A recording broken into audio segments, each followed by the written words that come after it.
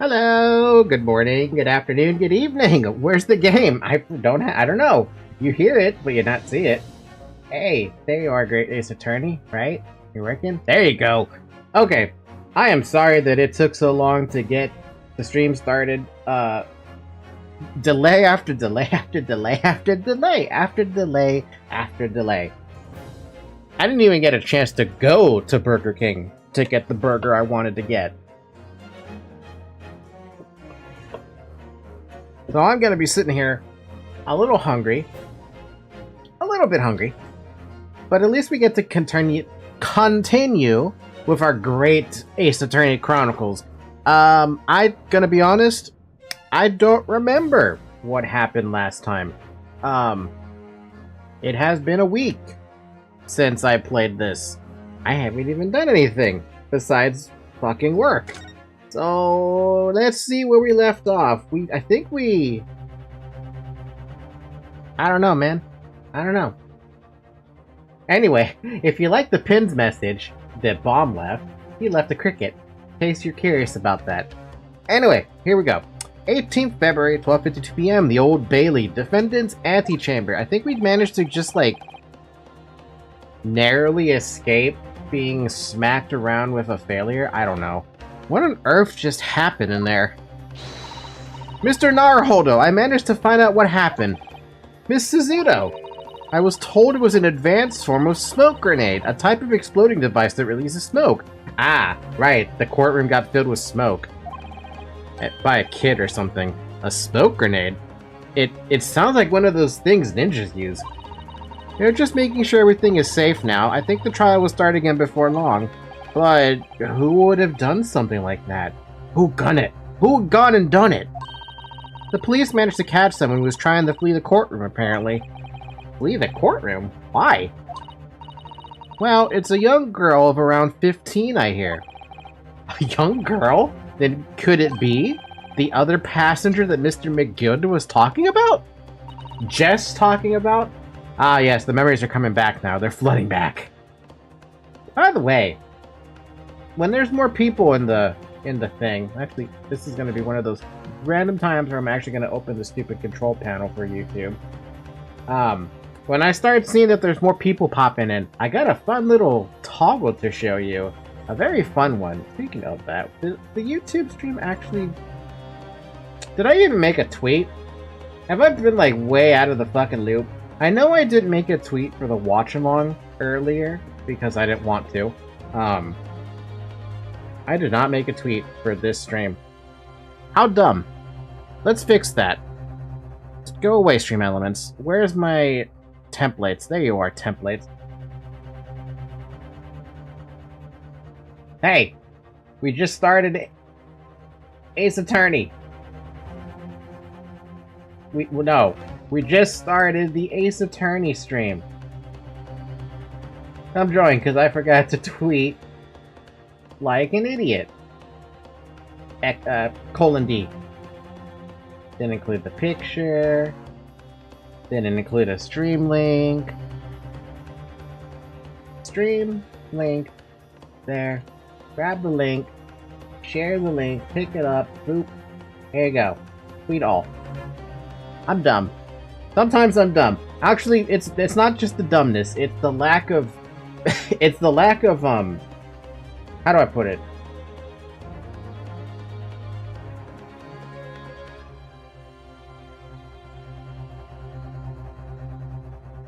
It's the lack of paying attention to when I should be setting or mentioning things on, like tweeting. I don't know why. Ooh.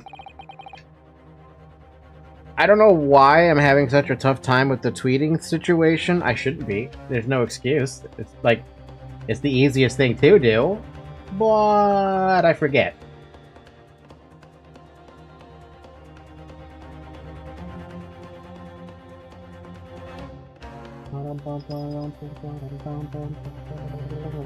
Okay, let us begin. So he wasn't lying. Oh, what's become of Mr. McGilded, actually?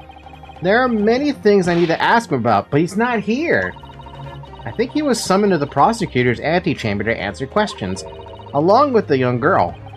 Who is she, I wonder? What if it's the same girl that we saw from the other case, inside the ship? And what was she even doing here at the trial? She was taking a huge risk, and for what possible benefit to herself? There's another matter that's troubling me. What's that? The 20 pence. Hmm? Oh, oh, right. The dude, yeah, according to the coachman, Mr. Beppo, he took 4 passengers that night at a fare of 5 pence each. That comes to a total of 20 pence, exactly. But now it seems there are in fact 5 passengers, which means that figures don't seem to add up again.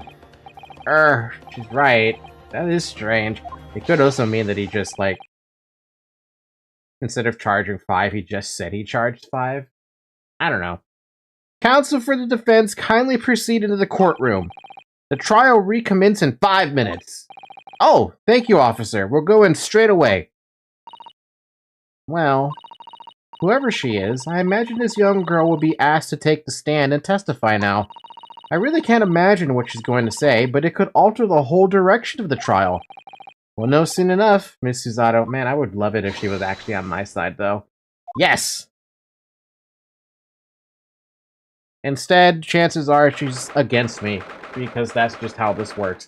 But also, I imagine that the Von Karma dude is kind of pissed, because now he has to deal with this unknown, like, entity, essentially. 18 February, 1 p.m., the Old Bailey courtroom.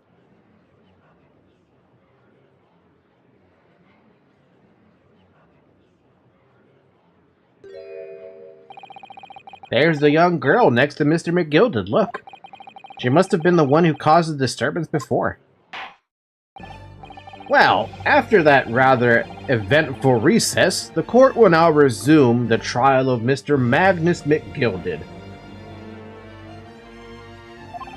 Now then, Lord Van Zeeks. My lord. I believe you have established the cause of the smoke which veiled proceedings earlier. It seems to have been an advanced form of smoke grenade, of that sort typically employed by the army. Good gracious, the army! What in the devil's name? It was an elaborate attempt by a young girl to cloak her escape from the public gallery, but she was caught.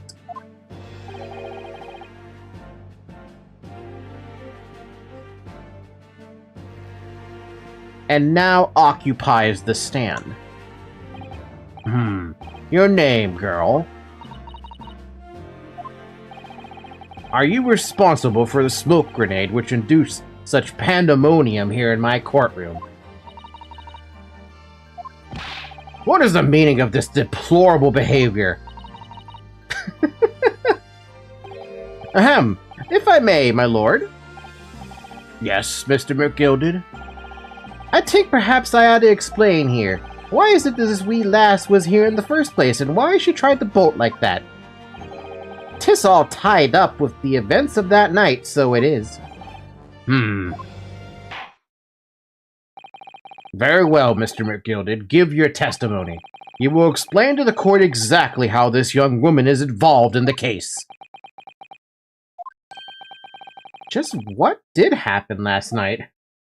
That night. It's not like a defense lawyer needs that information or anything. Poor Ryu. Always having a tough time, man.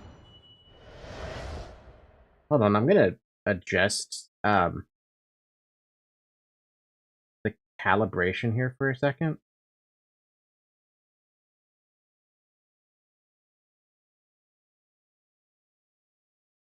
Did it work? I don't know if it worked. Calibrating. There we go. Now it's calibrated. I don't know what's going on with that thing. Me. Why now? Hold on just a second. I am, Jesus Christ, I'm not going to receive this shipment until fucking Monday? December 11th Monday?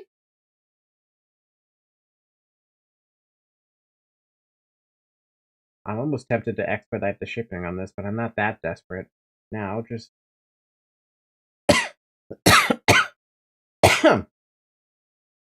Sorry, I'm ordering a new controller. I was gonna do this before the stream started, but I didn't have the time. And the reason why I hid that one number right there is because I didn't want you guys to see what was going on. By the way, maybe the astute of you will notice something has changed on my model. Will you notice? Who knows? The young girl. On the night in question, I took the back seat in the omnibus and promptly nodded off. Then, begorra, a loud thud and a wee scream woke me up with a fair start. There was a fella collapsed on the floor at my feet, so I sat him up on the seat across from me. Then I turned to find out where that scream had come from, and bless my soul, what did I find? There was a child in there, all curled up in a ball, hiding her wee self away. Wait, she was in the fucking... The underseat of the omnibus? That's what you're implying? I should remain somewhat baffled. I remain somewhat baffled, I confess. But from what I gather on the night in question, this young girl was indeed riding in the omnibus. Is that correct? 'Tis exactly as the defense counsel said. This last was the 5th passenger, my lord.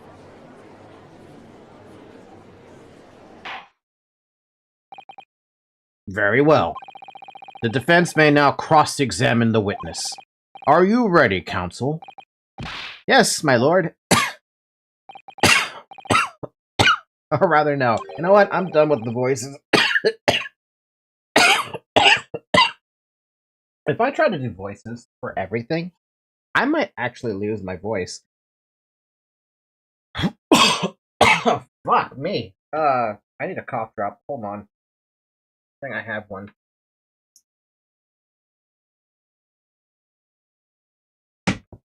Okay. Wait, what's going on with the audio on my end? Hold on? Apparently something is... Okay, Zoe, when you block my screen like this, it's so hard to see anything. This screen. The audio current bitrate is lower than the recommended bitrate. Huh?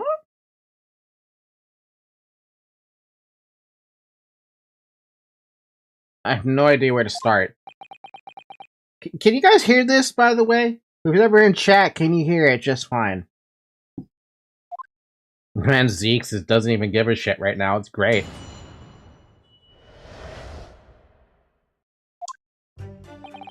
Oh shit, I still have 3 HP. That's bad. On the night in question, I took the back seat in the omnibus and promptly nodded off. Hold it! And when you first got in the omnibus, were there any other passengers already on board? Oh, now it's excellent. Okay, stupid thing. There were not. The cabin was empty and there was no one on the roof deck either. You were the first passenger, as it were. I see. Aye, and that's why I took the backside as I did. 'Tis the most comfortable, so it is. Could you explain exactly what you mean by the back seat? By all means, 'tis how you already described it earlier. I'm talking about the seat opposite the one in which the poor gentleman who was stabbed was sitting. Like I said, 'tis the most comfortable and where I feel most at ease. And, of course, I enjoy gazing through the skylight from time to time as well.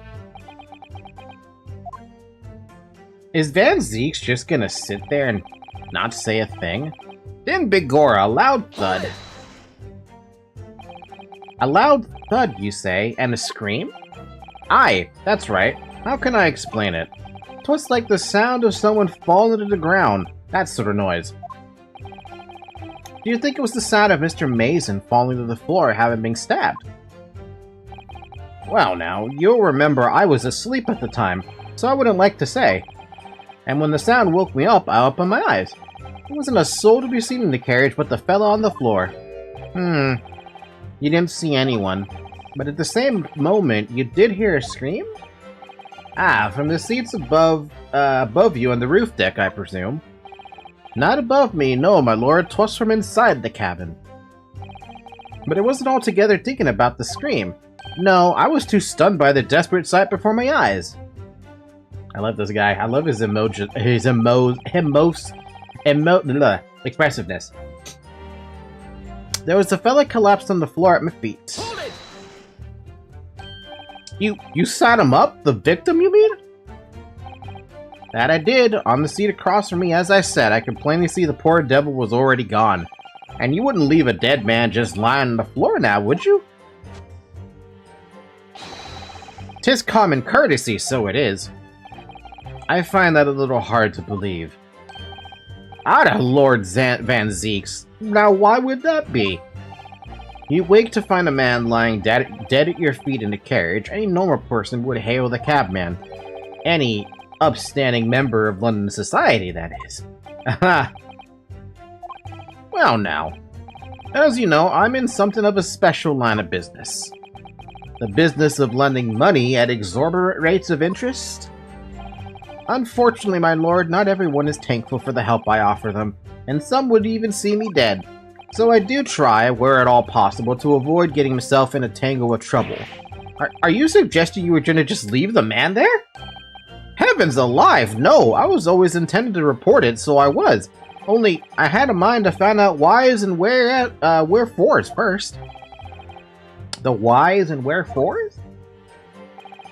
Right you are. There were some details I wanted to understand before anyone else got to meddling. That wee scream I heard, for example. Wouldn't your good self do just the same? Yeah. The scream he says he heard at the same time as the thud of the victim collapsing. Then I turned to find out where the scream had come. I'm afraid I don't understand. I'm sure you told the court that there was no one else in the carriage except yourself and the victim. So I did, sir, so I did. As far as I could see, that is. What do you mean by that? Well, now, tis a queer thing. The wee scream I heard as I woke up, it came from, if you'll excuse the vulgar expression, under me backside. Huh? Good gracious. Under your backside? And when I lifted the seat on which I was right, she was in the stupid compartment. As soon as I lifted the chair where I found there was a wee cubby hole there for storage. Mr. Narhoda, we can examine the omnibus ourselves, remember? Yes, of course, the whole bus was submitted as evidence. That would be a very good time to have a thorough look inside. I already looked in that part, though. And that's when I found her.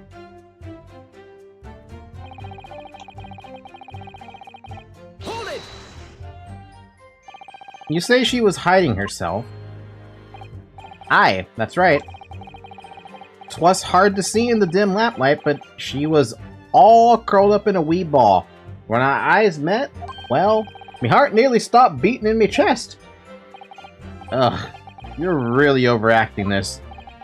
Still in all, I pulled her out from under there, and sat her on the seat opposite so I could get a wee chin wag with her.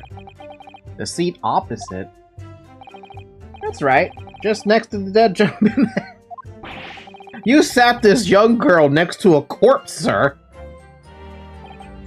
Well, as I'm sure I mentioned, a gentleman in my position can all too often find himself in mortal danger. So, I needed to find out just who this urchin was, you see. I actually completely forgot that that she was there. She's been so quiet. Oh my god, Zoe. She never stops giving me the love and attention. It never ends.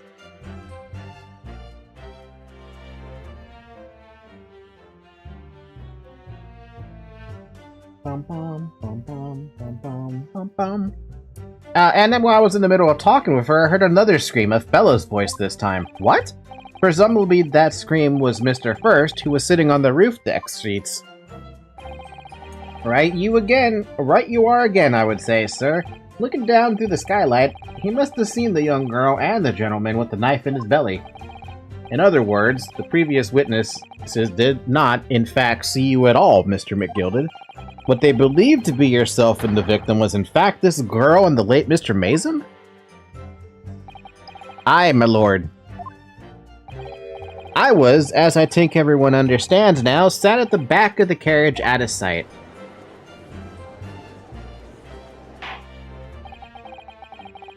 It is certainly plausible.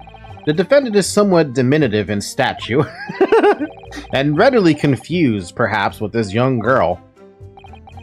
After that, of course, with the scream from the gentleman over us, the driver realized something was wrong and pulled up the horses. Oh, God, Zoe. Cricket. Hi, Bob.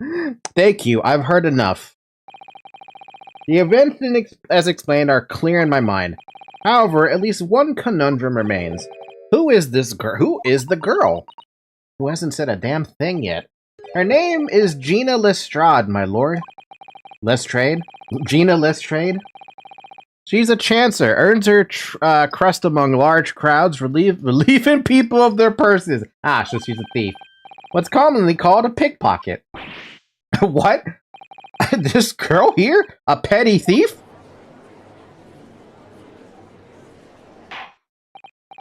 Order! Order! Is this true, Miss Lestrade?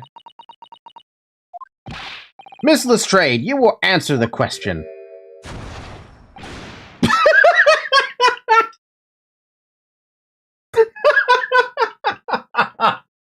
Why do you have that?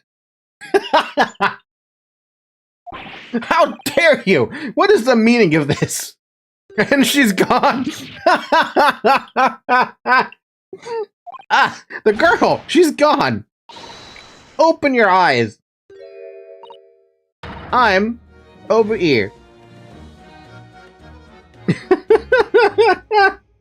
I like this girl. Good gracious, how? What's the point in that little sidestep? I know what you lot are thinking. Grown-ups are all the same. This dirty little dipper, you say, slipped up and got caught on the job. She got herself backed into a corner, so she knifed the gent. I wasn't gonna blame you on that, though. Go on, that's what's on your heads, ain't it? No, not at all. This is a court of law. We're here to determine the truth, not cast...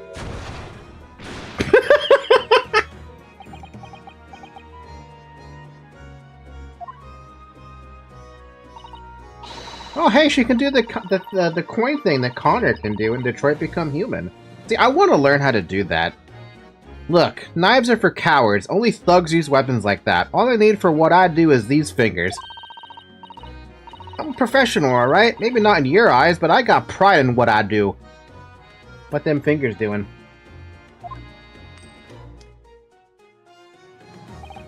Let me guess. You don't count smoke guns among weapons for thugs? Oh, this? Yeah, this was in a bag I lifted the other day, down where they keep the four-wheel drags. It's nice, ain't it? I like the pink best. Ah, do not wave that thing in my direction again! Van Zeeks doesn't even care. So, you admit that you were riding the omnibus in the night in question.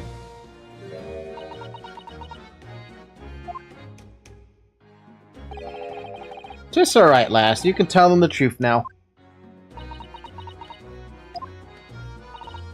Alright, yeah, it's just like the Irishman said. The court accepts this girl, Miss Gina Lestrade, as a valid and significant witness in this case. Accordingly, young lady, we will now hear your testimony, if you please. Did she agree to this? Zoe, my god. Okay, she's now in my arms, trying to sleep in my arms when I'm holding a controller. This is awkward. And this is fantastic, too, and also funny. Luis is holding me, and if I had the ability to do it, I'd be holding Zoe. Let that sink in for a minute. You will tell the court exactly what happened in the omnibus on the night in question. Alright, if I have to.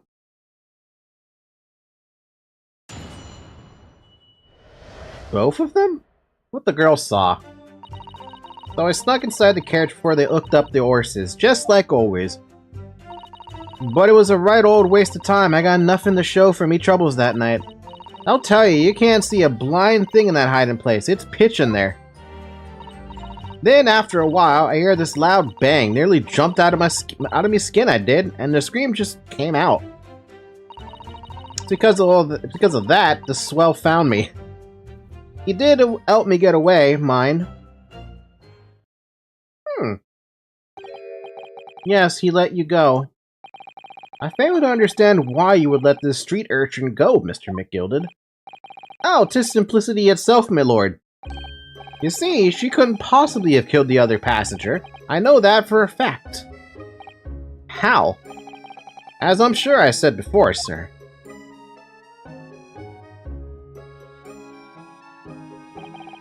I was sitting right on top of the place where she was hiding herself. I think a demonstration is called for. Really? This is where I sat that night. Y'all, I'm here. I'm not lying. Hi, Zyric! And the cubbyhole of which you have spoken is underneath this seat, I presume? Yup. Yes, it does appear just large enough to accommodate someone of that girl's stature. How you doing, Zyric? You having a good day? Aye, but of course, the wee lass was stuck in there, because I'd parked myself on the seat for the duration. Aha! So you see, that's why I lit the last bolt. I knew that if the police found her there, they'd automatically assume she'd done it. But I couldn't live with myself if a young life was ruined when all the time I knew she was innocent. Even though you must have realized your action would result in your own innocence being called into question? My physical feminine is cooking against shit. What? Preeminent. Preeminent? Preeminent? Preeminent. How do you say that word? Not at all, my lord. Not at all. Huh? I knew in my own heart that I was innocent. So I thought it was worth taking a punt on my own good name for the sake of the less fortunate lass. My goodness! What a perfect gentleman! My lord! This fine example of a man cannot possibly be guilty of a heinous crime like this. I'm ashamed of myself for ever doubting you, sir. What?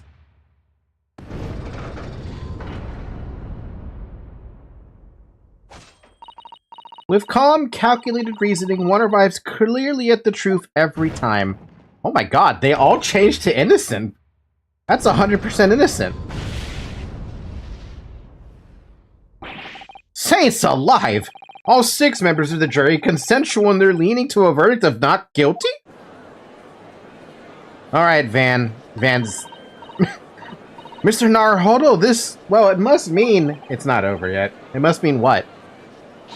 That we're victorious! Not so... That's not gonna be that easy. I will give up and try to read what I saw... I give up and try to read right when I saw the name Ritherlessly. Yes, I had to search. What is that name? Ritherlessly? Riothesly? I'm really bad at pronunciation. I'm going to tell you that right now. By the way, do you guys see something different on my cow model? Look at the cow. Do you see something different?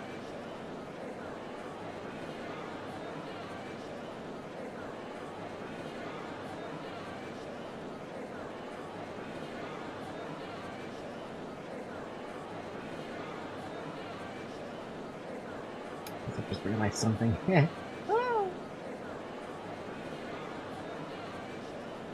I'll test it later.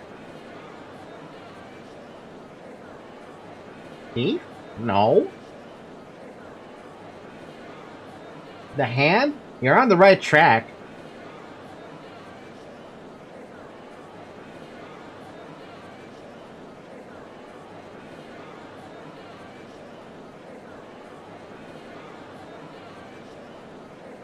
You see that little black bit on my shoulder now?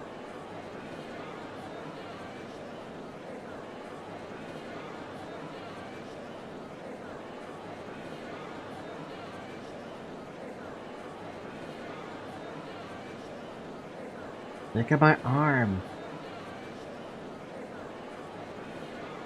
We're a complete cow now, rather than just disjointed body. Speaking of disjointed body...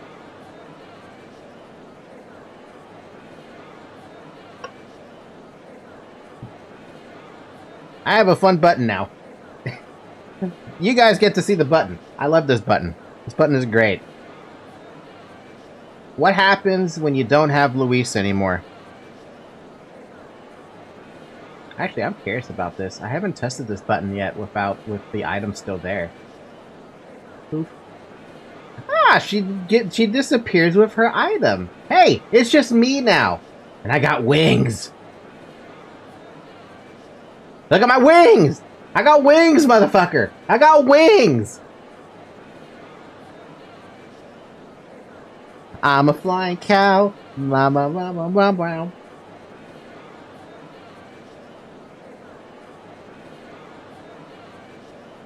Isn't it fantastic?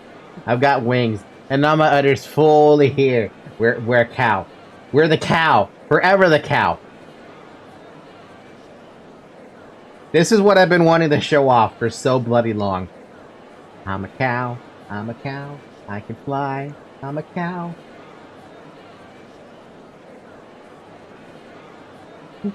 It's the cow messiah. I am the messiah.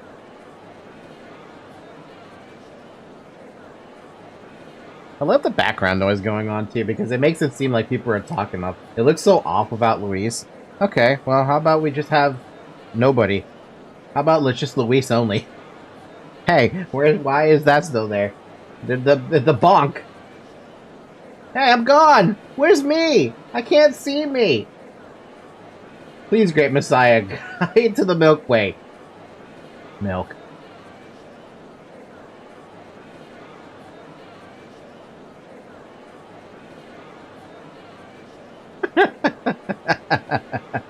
Okay, I'm back. And let's turn off the wings. Whee! But yeah, there's an option now. There's an option to be just Luis by herself, or just me by myself, with wings. Isn't it fantastic? We've won? Are you sure? Objection! I knew it. What the fuck is that foot?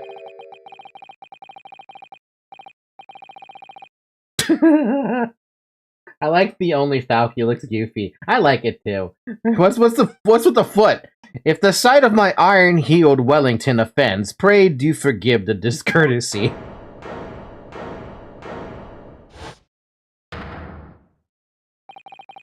This really is a consummate example of the one monumental flaw in British judicial practices.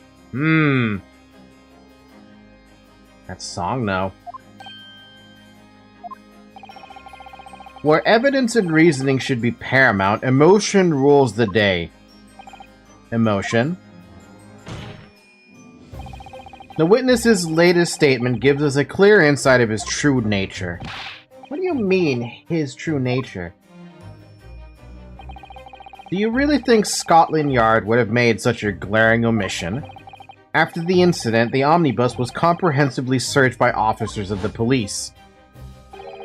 Obviously, the interior of this cubbyhole, as the witness put it, was included in their investigation. The compartment under the posterior seat was full of the coachman's belongings. It's noted in black and white here in the police report. Good lord! The evidence has been tampered with. In order to corroborate Mr. McGilded's story, someone has unlawfully removed everything from under the seat. I was going to point that out. I didn't see items there anymore. There was stuff there before. Order, order! How could such a devious contrivance possibly have been effected, counsel? Naturally, we must acknowledge the deficiencies of the in allowing this to have happened. However, I assure you, when the omnibus was wheeled into the courtroom this morning, the compartment under the seat was not empty. Yeah, see, I was like, why are there no stuff there? Kuik was ass? Wow. Zyrek, stop thinking about assholes. Well, my Japanese friend? Me? When the carriage was submitted as evidence, doubtless you examined it in fine detail as you would any self-respecting practitioner of the law. Of course I noticed it. Pray, what did you find the condition of the undersea compartment to be? Oh, to be sure, the young gentleman there would be able to clear this up in a jiffy. Sorry? Go ahead. You tell the court now, fella. How this is all an elaborate excuse by the desperate Lord Van Zeeks. What about pee-pee then? Hey, you're welcome to think about that too. But look at my udders instead. Well, counsel, do you have something to say on this matter? I don't, actually. I don't know. How am I supposed to answer? What can I say about the state of that little compartment under the seat in the omnibus? Stop doing that, controller. I could say and lie I didn't look, but that's not the right answer. It wasn't empty, though, if I'm being honest. I really don't know if giving this answer is helping my cause as counsel for the defense. But as far as I remember, at least, when I first examined the compartment, I'm fairly certain there were a number of articles inside it, yes. Are you sure, counsel? I'd be whist! What are you saying now, you daft doll? I thought you were on my side here. What the heck was that about? What game are you playing? Your task is to defend the man in the stand. Why would you say something that compromises his position?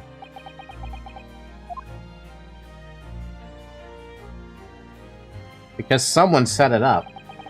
As the advocate for the defense in this trial, I confess I'm still not entirely sure where I stand, but it seemed to me that I should state what facts I do know as clearly and honestly as possible. Interesting. 'Tis not altogether pleasin', fella. I'm simply telling the truth, Mr. McGilded. Well, don't forget that you're supposed to be representing my best interest here, lad. Now then. A fellow's memory is a curious thing and not altogether reliable. No, the court must consider the facts. That there cubby hole under the seat is as empty as the devil's heart, so it is. Do you think perhaps it would be in your best interest now to admit you might have been mistaken?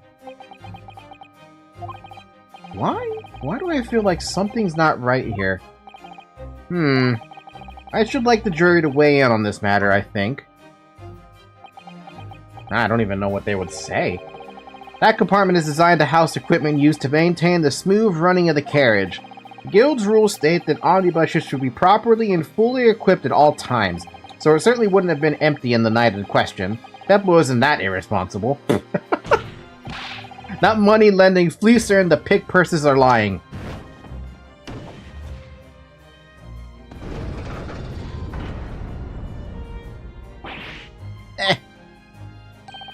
I can't believe I was nearly taken in. The stinking rich are always stinkers. Nothing but cowards, a lot of them. What? Oh no. It's a trick, of course it's a trick.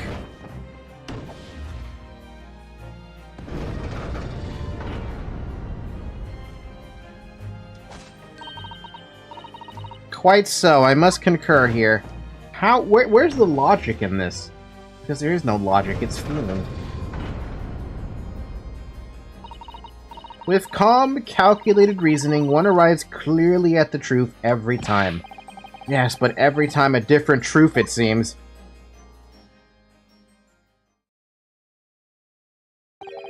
My lord, I humbly exhibit the scales of justice. Clearly a verdict of not guilty at this time would be wholly inappropriate. Thank you, counsel. But before we proceed any further, there is the matter of the outstanding cross-examination. Counsel for the defense, begin your questioning of the witness, please. Yes, my lord. What just happened? The whole balance of the trial just shifted almost beyond recognition. The Reaper of the Bailey is at work, it would seem. But where do we go from here, though?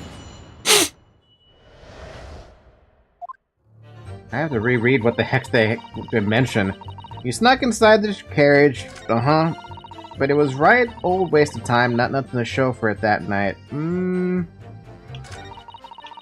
I tell you can't see the, a blind thing hiding in there. Wait a minute. Please be in the same page. What is the crime? The crime is this, what? You can't see my cursor. The dude next to her is being convicted of murder.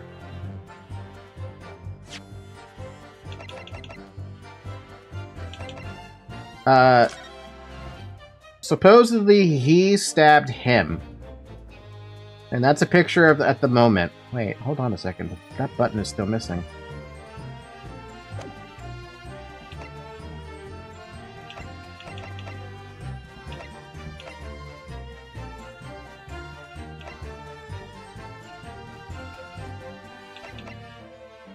Can I examine this real quick?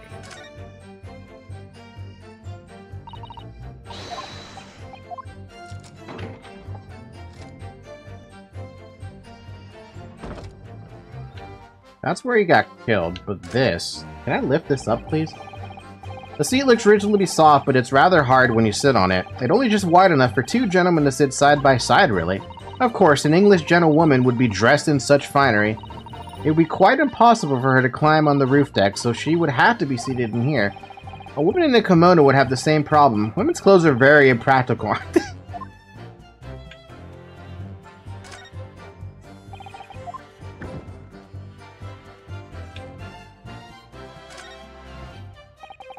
This is the storage compartment, but there's nothing in here. It's totally empty. Something doesn't seem right here, but I can't put my finger on what it is. Is there a storage compartment on the other side? Is there anything else that I can look at here?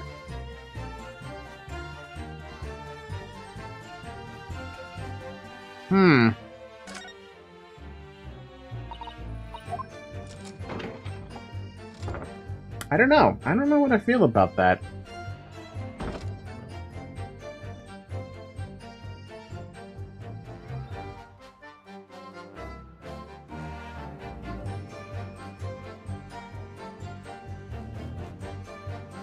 I was maybe thinking, like, maybe there's a compartment underneath this thing, but there really isn't anything there.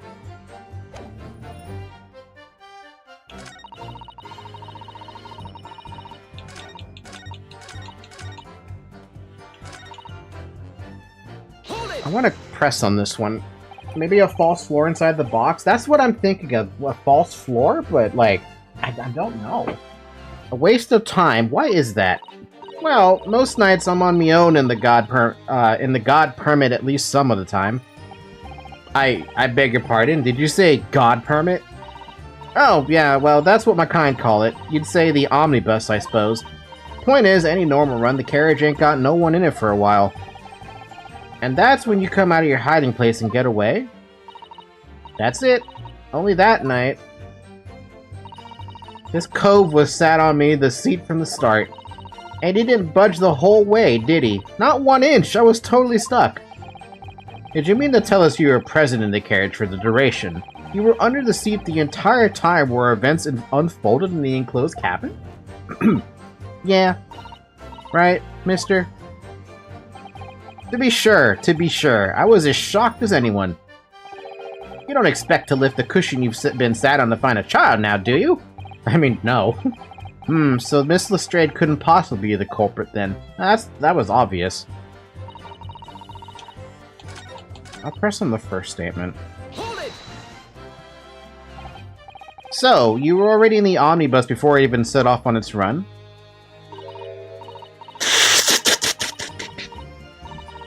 Well, yeah, I mean, what's the point of spending a joey to make a few bob, eh? That's a rum idea, ain't it? That's such a... That, I suppose she means there's no point in spending money to make money. It actually makes sense. Counsel, may I remind you that this girl is a petty thief? Kindly refrain from entertaining her tenants. Well, that does clear up a little mystery of the fares and all. 4 paying passengers, 5 pence apiece, making the 20 to which the cabman testified. And 1 little scapegrace rider for free. The red conch of a driver always goes for some grub before his last run, see? So when I slip into the carriage and get myself in under the seat, nice and easy, right? But your hiding place is a storage compartment, full of equipment for the coach, no?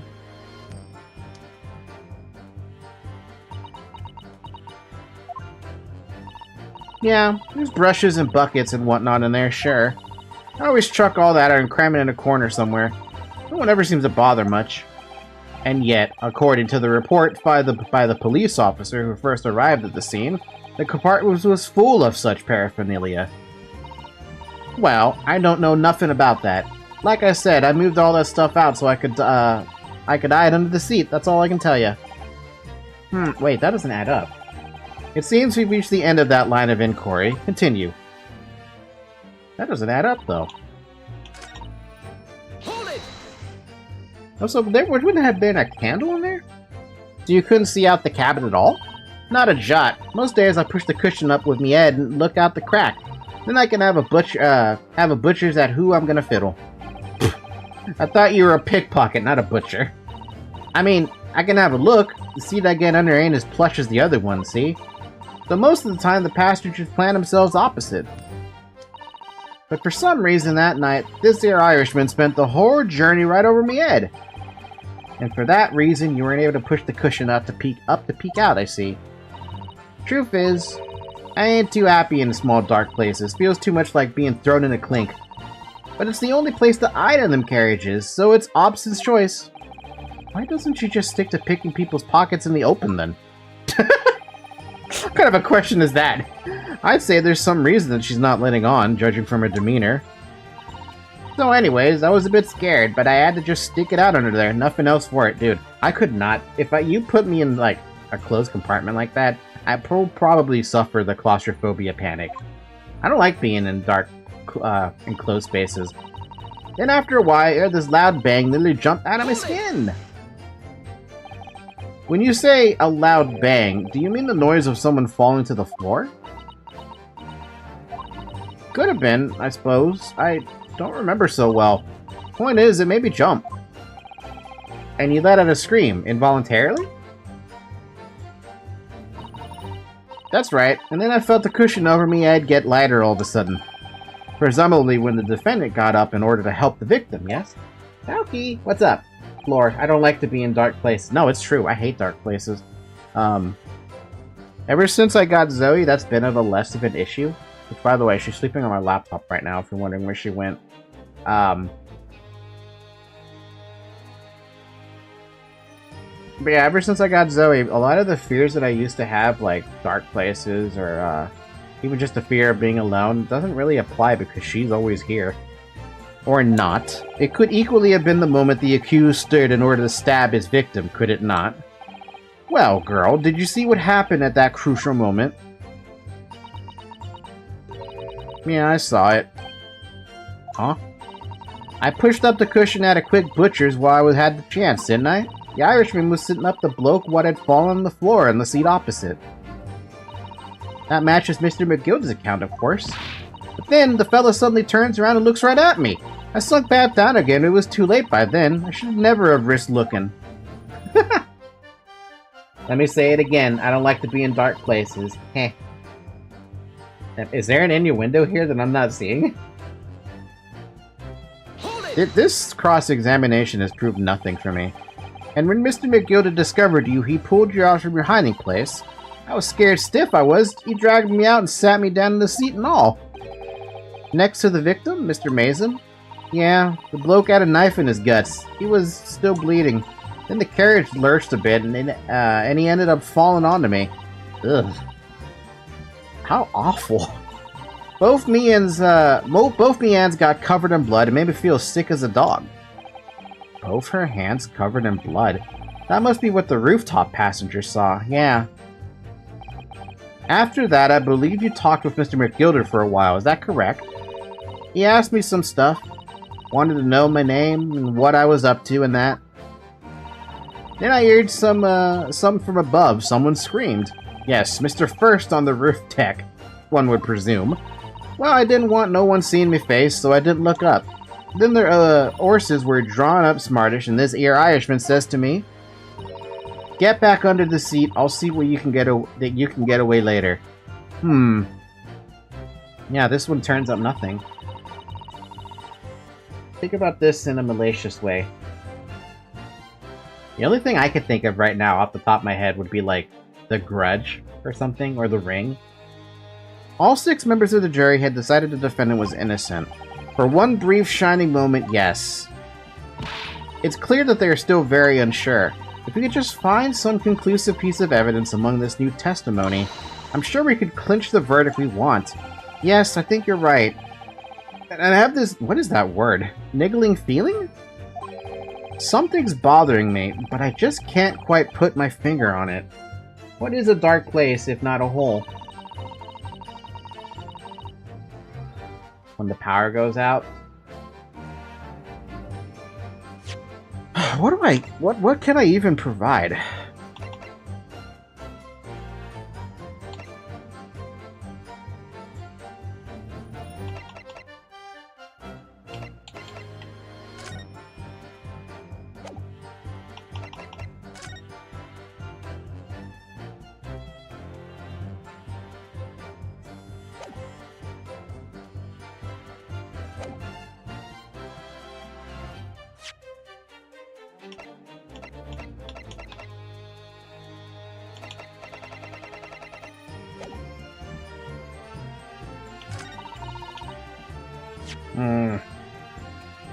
Dude, I give up. Too much innocence. Sorry, I'm not thinking of anything right now. I'm thinking about this.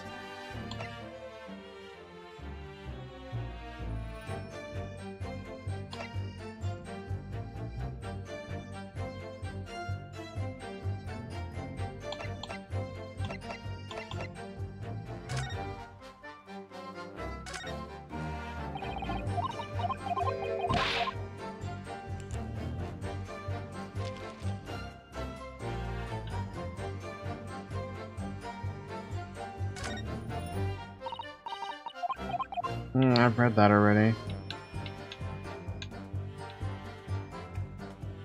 Hmm.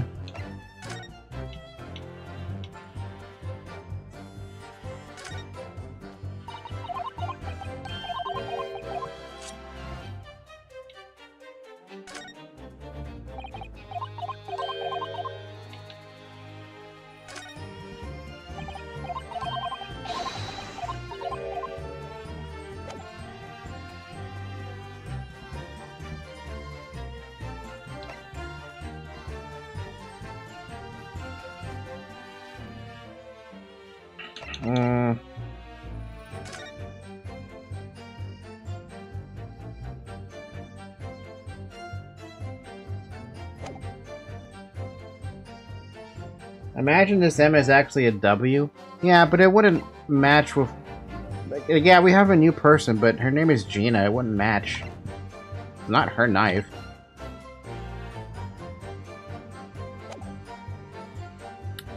Do you want to know the line that I want to take? This. It says missing button. But it doesn't make sense to consider the missing button, you know?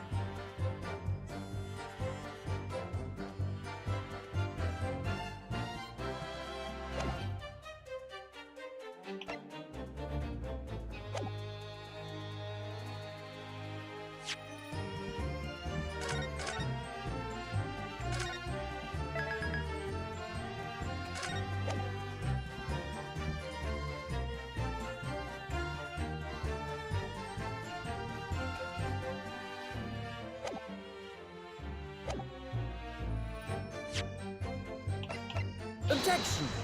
Nah, that's not it. That reveals a damning inconsistency. Damning, you say? As I look at you, Counsel, I see your trembling hand, your pallid expression, and your perspiring brow. Huh? It seems to me that is the damning inconsistency here, with the misplaced confidence of your assertion. Ugh, he has a damning tongue. You invited, sir.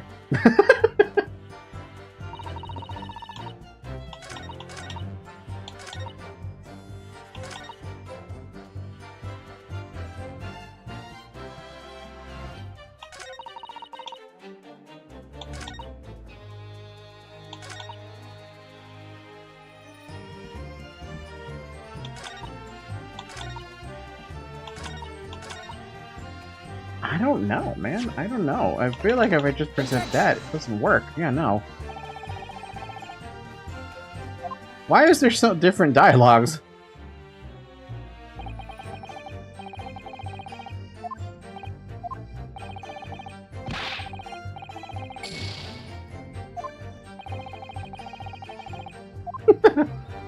The only panic-stricken look you know? I don't know, man. I don't know.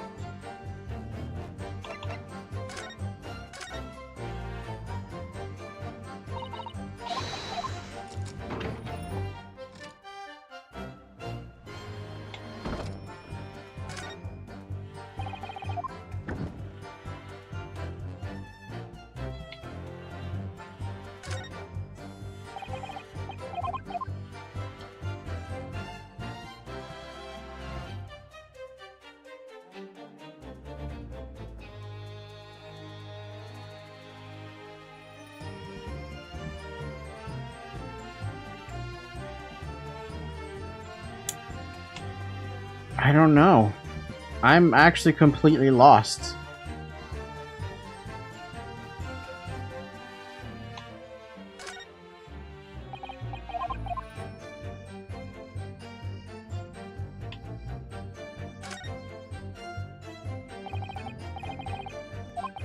It's blood, isn't it? Something wrong. Oh, it's just... Well, this bloodstain is so obvious that that's all. And yet Van Zeeks had made no mention of it. I suppose that does seem a little strange. Why do I have such a bad feeling about this? Also, why does that blood look more fresh than normal? That's the blood.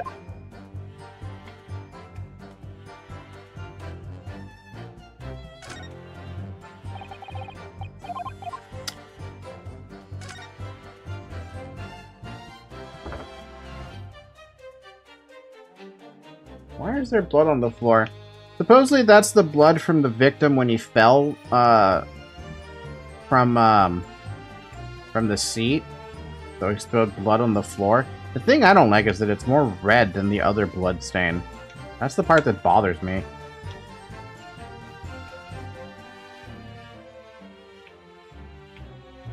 God, I'm actually completely, like... I have no idea.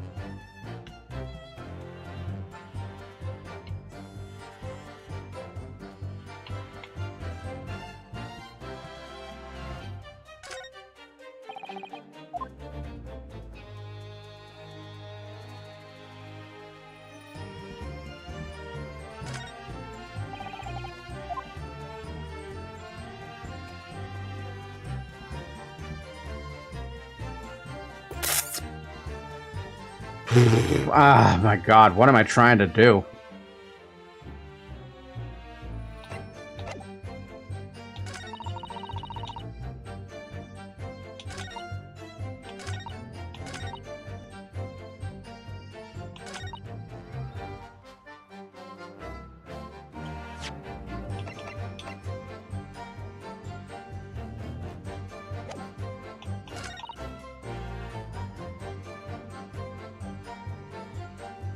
I mean, what options you tried? I've only tried presenting 2 pieces of evidence, but I don't even know if I present them in the right spot. The crime scene photo and the omnibus itself. I'm just not sure, though.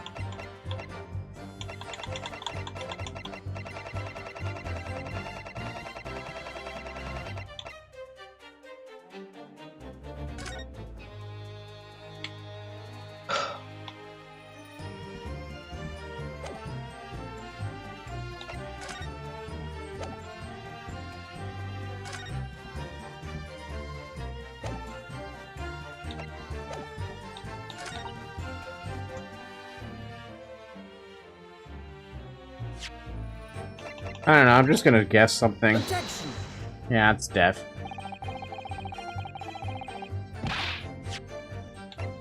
Actually, I want to see what happens when you get a game over. I haven't seen a game over yet.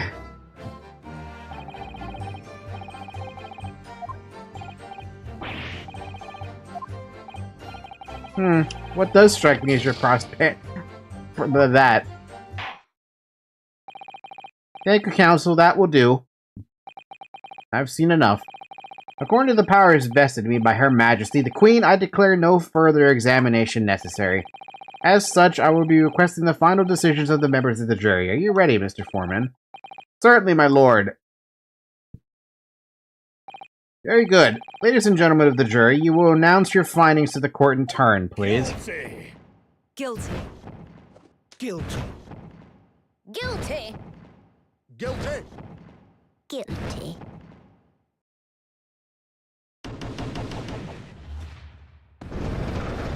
Wow.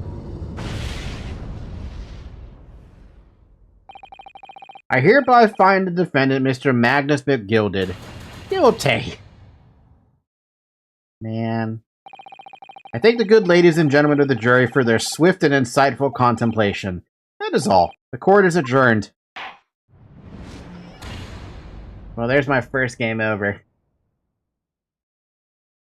Resume from a save game.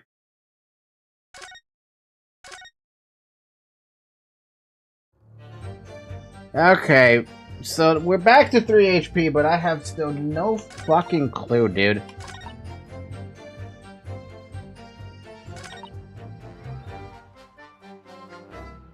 None of these testimonies ring out to me. There's actually a problem. Like, the only one that feels sus to me is this one. Got nothing to show for her troubles. Man, this is gonna be killing me. Bum, bum, bum. The scream, maybe?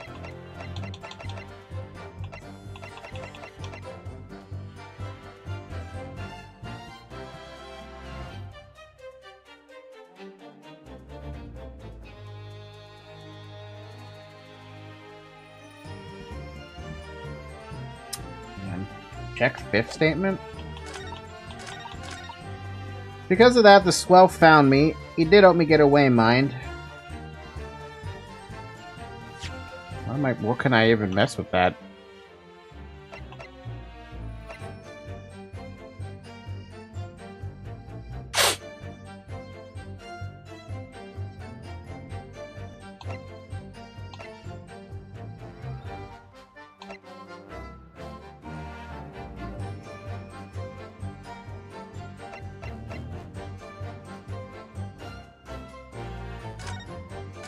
I just realized I need to go through something again. Because it got X'd out after I reloaded the game. This thing.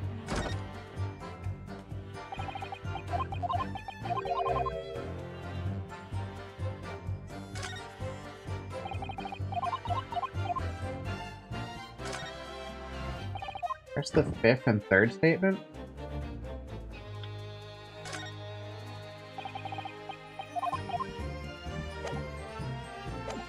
I mean, it's totally possible that it's not evidence related. We pulled you out from the hiding place.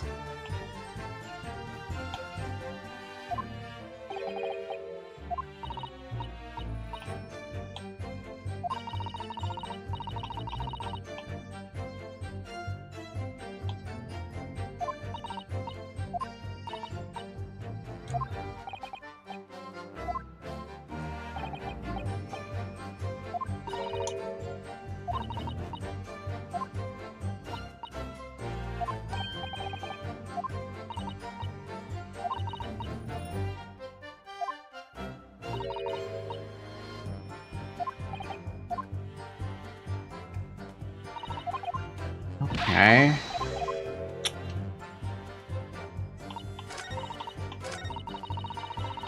Hold it!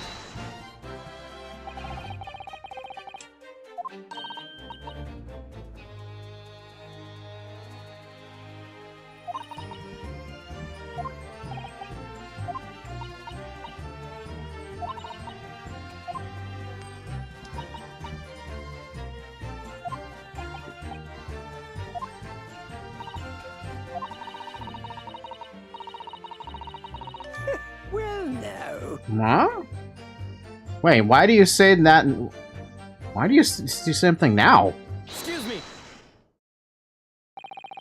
Is something wrong, Mr. McGilded? Oh, I do apologize. Was there something the matter, Counsel? I'm just wondering if Miss Lestrad's last comment made something occur to you, perhaps. You seem to be thinking something to yourself. Oh, no, 'twas nothing important. I was feeling bad for the poor lass, is all. I remember feeling desperate myself as a young lad, shut up in the dark. 'Twas terrifying, so it was. I see, yes, I'm sure we can all sympathize. I'm still scared of the dark now. Hey, same. Aye, and I don't know about yourself, but I find that that the darkness seems to make everything you hear seem that much louder as well. Yeah. I suppose it does. Maybe. Miss Lestrade!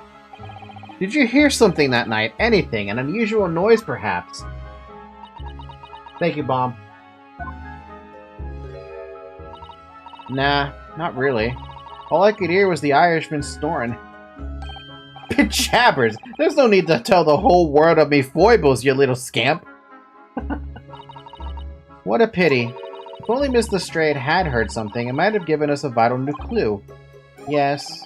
What should we make of the last statement of hers? I'd say it's important. I'm gonna add it to the testimony because I have nothing otherwise. My lord, I believe the statement just made by the witness is profoundly important. Profoundly important? But all she said was that she heard nothing. Yes, which is profoundly important point. I'm almost sure of it. I'm almost sure that I don't understand the inner workings of your Eastern Mind Council. Nevertheless, Miss Gina Lestrade, you will supplement your formal testimony by presenting the last by repeating the last statement, please. What? Supplement? What are you on about? Don't give me all your fancy talk. I know what you're trying to do well. It won't work on me. That's right. Insult the judge. Always a good move. I was straining my ears to work out what was going on, but all I could hear was snoring.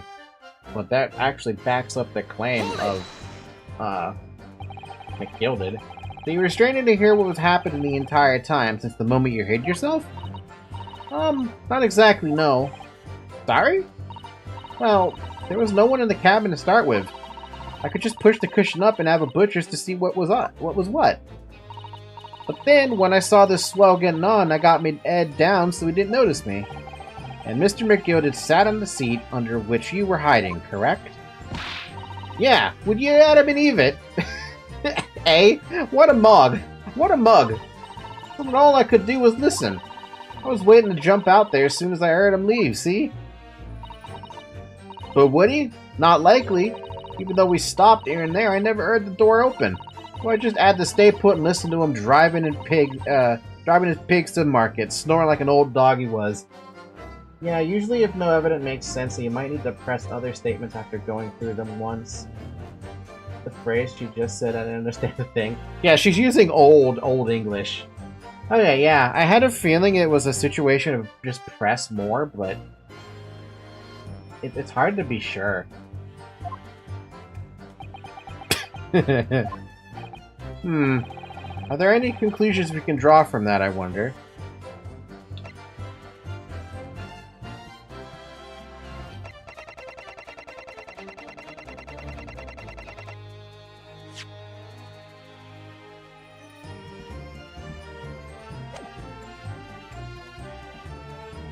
It doesn't, no. It doesn't make sense.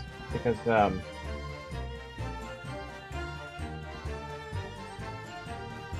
something doesn't add up. Mr. Strayed, what you have just told the court is clearly at odds with the facts. Huh? At odds? Are you sure, man? He was first, but didn't hear him get on. Yeah. I was like, wait a minute. If she was the first on the bus and never heard the door open, how's that possible? Absolutely. It seems my learned Nipponese friend is not as dull-witted as I feared. So Van Zeeks realized it too. Counsel, I must insist that you bolster your claim with evidence, or some complicit party's name at the very least. Yes, my lord. I expect you to demonstrate this alleged contradiction to the court. According to Miss Lestrade, while she was hiding in the omnibus that night, she heard nothing but the sound of Mr. McGildick snoring. But think, Ryanosuke, think. There's something else she should have heard. She should have heard, the victim. Very well, my lord. Allow me to elaborate. On a particular sound that Miss Lestrade could not have failed to hear on the night in question, the sound very clearly explained by the presence of the following fellow. The victim himself. Take that! Bryce fired Mason? Yes, my lord. The sound that Miss Lestrade cannot have failed to hear is that of the victim, Mr. Mason, boarding the omnibus. Ooh, music. According to the judgment of the Oratrice Mécanique d'Analyse, now. Why am I trying to say it like the man who made that meme? Order! Order! Explain your reasoning, counsel. Miss Lestrade, allow me to confirm something. You claimed earlier that you were the first person to board the omnibus. Is that correct? Yeah, of course I was. I got on while the driver was in the pub, didn't I? And the next person to board the omnibus was Mr. McGilded. That what it was. Not a soul was in the cabin when I climbed aboard. At least, not in plain sight. So you were, to all intents and purposes, alone in the enclosed cabin of the omnibus at that time. Did I not just say as much? I wasn't traveling with anyone else, if that's what you mean. Now have I have... How have I... What? How have I have not thought of that while watching it?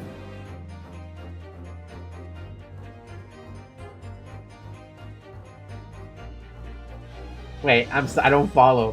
What does the meme have to do with that? Yeah, I saw him get on, remember? Through the crack under the seat cushion. He was on his own for sure. And from what we've heard, the carriage made a number of stops after that on its onward journey. During which time, did you not hear the door opening or closing at all? Nah, I never heard it. That's exactly what I was listening for, weren't it? Waiting for this swell to leave. In which case, when and how did the victim end up on the carriage? We know that the victim collapsed inside the enclosed cabin of the omnibus. Therefore, Miss Lestrade's statement about what she did, or did not, here is at odds with the facts. Oh my god, brain dead? Dude, I am brain dead. I don't get it. Yes, this petty thief's statement was clearly flawed. Lord Van Zeeks? Yes. He knew. He knew all too well that there was an inconsistency in Miss Lestrade's statement. It would seem words of thanks are in order for my learned friend. What are you talking about? You have demonstrated matters impeccably. This witness and her colorful statements are entirely unreliable. Her words are convenient untruths, nothing more. How? He's dead right. How could the victim possibly not have boarded the omnibus? That makes no sense whatsoever. And this girl is a pickpocket. Let's not forget that. What are you doing? Why? There's no reason to base logic on that. She didn't even say anything. I don't want to judge the dear little mite just because she has some rather naughty ways, but I must say, I can't abide liars, and neither can I. But Mr. Foreman, I didn't want to judge the girl just because she has some less than salubrious ways, but I must say, I cannot abide liars. Well, maid, you're the last one in this. If you decide to turn it guilty, I gotta do another stupid, summation examination. Mr. Naruhodo, that's 5 jury members leaning towards guilty. Why is nobody... Why? Well, your consideration for others is refreshing, my Nipponese friend. Once and done? Oh, god damn it. To the considerable troubles you have spared me. You know, you're not as horrible as Von Karma, but you really haven't done anything. Yes, very refreshing. You've been taking a backseat in all this. God, what are you playing at? Have you forgotten who you're working for, you useless Eastern Amadan? This is carnage. It's perfect. Juror number 2 is the only one left. Mr. Naruhodo, the way this is going, I know if we can't find some new way to convince everyone of Mr. McGilda's innocence, the judge will rule and we'll have lost. I very much wanted to believe the words of one of London's most respected gentlemen, but those of us in service know we must accept hard truths. Hold it!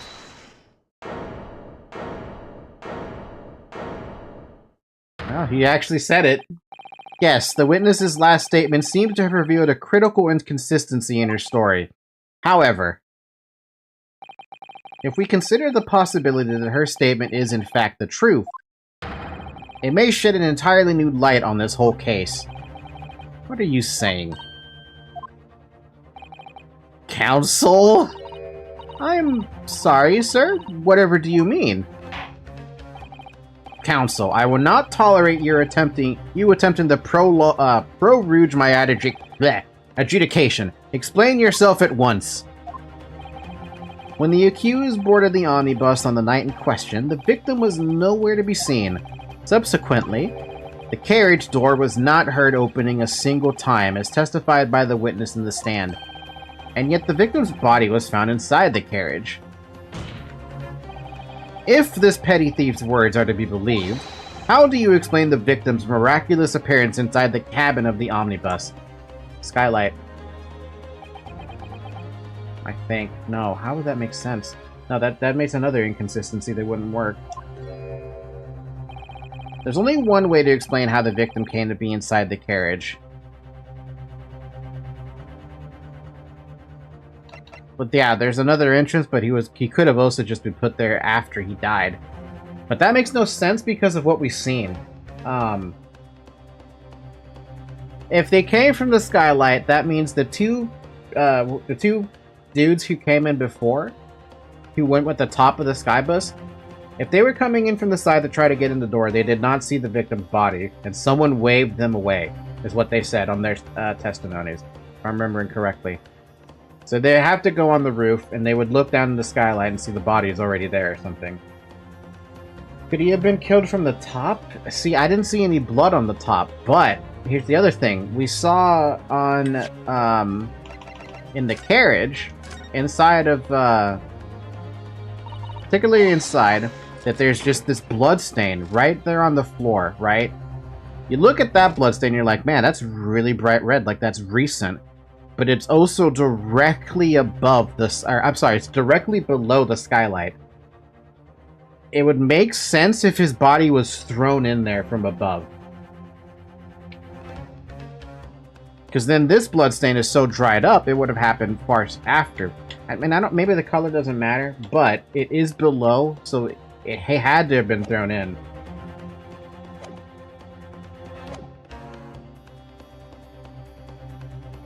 He had to have been put there after he died. But there is another entrance. Because it also would explain why they heard the thump, right? Mr. McGilded woke up and sees that the victim's body is on the floor. We care how he got inside. Yeah, then there's another entrance. If the door wasn't opened even once, the only explanation is the victim entered the enclosed cabin some other way. I wondered what new fantasy you would come up with in your blind panic. But behold, the omnibus is here for all to see. Only one side of the enclosed cabin is furnished with a door. The other only has windows, fixed windows, which cannot possibly be opened. In short, there is no entrance to the cabin other than the door. Yeah, but what about the skylight, though? But there could be. There's one possibility you haven't considered. Oh, really? Yes, one other way inside that isn't the door. Another opening, the use of which allowed the victim to appear inside the enclosed cabin. Alright, counsel. The defense will identify the location for the court. Here's the omnibus in which the incident occurred. Where on earth is this entrance by which you propose the victim entered the cabin? Right there. No, there's no spots to light up, right? Okay, yeah, it's right there. Take that! The answer is obvious. It can only have been the skylight. I say, the skylight? Objection! Your ludicrous proposal almost has me lost for words. However, the skylight would be large enough for someone to pass through. So you claim. But do you have a shred of evidence to support your addle-brain theory? Both Mr. McGilded and Miss Lestrade said the same thing in their testimonies. They each claimed to have heard a loud thud, such as the noise made by someone falling to the floor. Yes, which has already been explained, as the sound of the victim falling from his seat having been assaulted with the dagger. I guess I should also say that the detective from S. Yes, it has, but would a man slipping from the seat onto the floor really have made such a loud noise as the witnesses described? A noise loud enough to cause Miss Lestrade to let out an involuntary cry, in fact. Good gracious! Perhaps, in fact, that was the moment that the victim made his entrance into the cabin. No, let me rephrase that. The victim didn't enter the cabin as such. He fell into it. Objection! You're now suggesting that the victim fell from the skylight into the cabin. That's simply impossible. How can you be so sure? Because if the victim had fallen inside through the skylight, as you say, the passengers on the roof deck would have seen it happen. And yet, not one person made mention of such events in their testimony. Well, yes, that's true, but...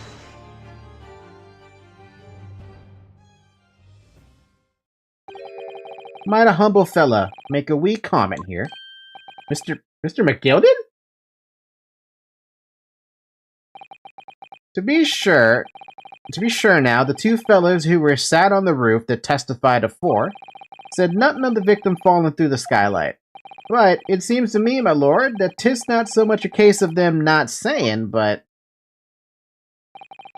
Aye. 'Tis a case of them being unable to say. What? I think perhaps the two fellas do be having something of a compelling reason not to mention what happened. Would you not agree, fine ladies and gentlemen of the jury? Oh my goodness, surely not! Those two chaps on the roof? You mean the ones who stuck that knife in the man were... She broke her knitting tool!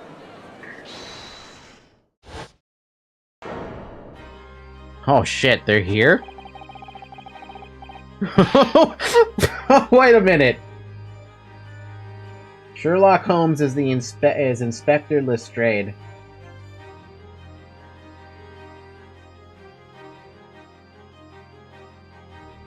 Huh. How? Just what exactly you were incinerating here, you blitherer? You rotter, he said. You rotter! What are you insinuating? This is a flaming outrage. I've got a mind to give you a blinker in a minute. He'll give you a shiner in a minute, he said, and so will I. I haven't seen you pissed yet, man. Mr. Fairplay, you're effectively accusing me, a city gentleman and a well-respected banker, and me, a very angry hatter, suggesting that someone like me could have stabbed that man in the guts. It's a disgrace. It's scandalous. I protest. I protest in the strongest possible terms. That's right. I protest you. About you, you rotten scoundrel. Jesus. They're going at it on each other, man. Order! Order! Order! This is not the time, witnesses. I will not permit this wanton invasion of the stand. Return to the anteroom at once. But this is beyond reason, my lord. It's outrageous. It's very hurtful, you know. Poor people on the stand. My lord, if I may comment. Go ahead, Lord Van Zeeks. It was the defense that incited this outburst from the witness. Says, my learned friend has seen fit to abandon old protocol and accuse the witnesses without proof. Accuse? I never intended to. It seems, young Nipponese, that your command of the English tongue is wanting. Wow. You propose to this court that the victim fell through the skylight from the roof deck of the omnibus. That hypothesis cannot possibly stand without the rooftop passengers being aware of the events. You have branded these gentlemen liars. You have intimidated their criminal guilt. In our British courts of law, that is what is termed as a baseless accusation.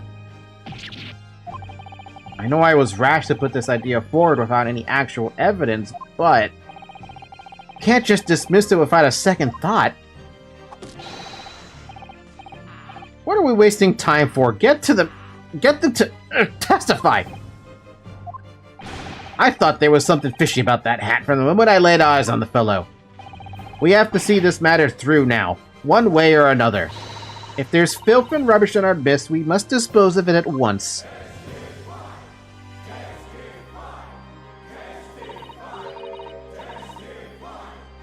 Damn. Damn. What's happening, Mr. Naruhodo? The spectators in the public gallery they're in a complete frenzy. Mr. Fairplay and Mr. First. My lord? You will take the stand again and make another formal testimony, in reference to the indictment brought by the defense. Yes, my lord. I didn't come here for this. Look what you started. No! Why did I do this? There's no time to think this through. All I can do is keep pushing forward. Keeping pushing forward. Ah, shit, man. Refuting the accusation. We were the only two people up on that roof deck. Dead or alive, I can swear that.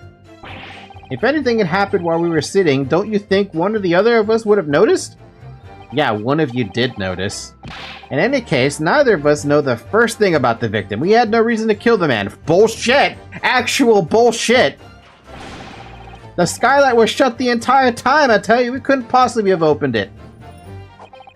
If you're so sure the victim fell through the skylight, where's your proof?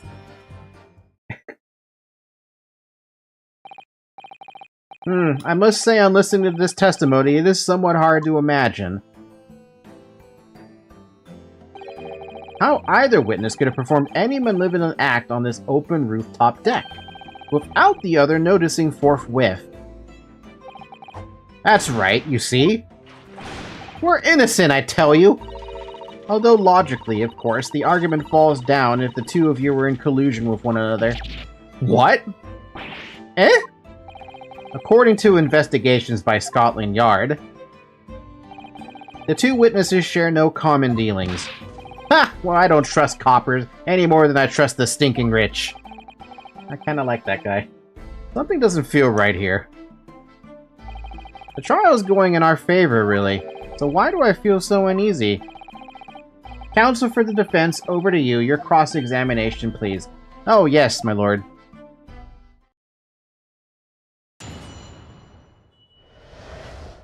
Do I even have to press anything? Like...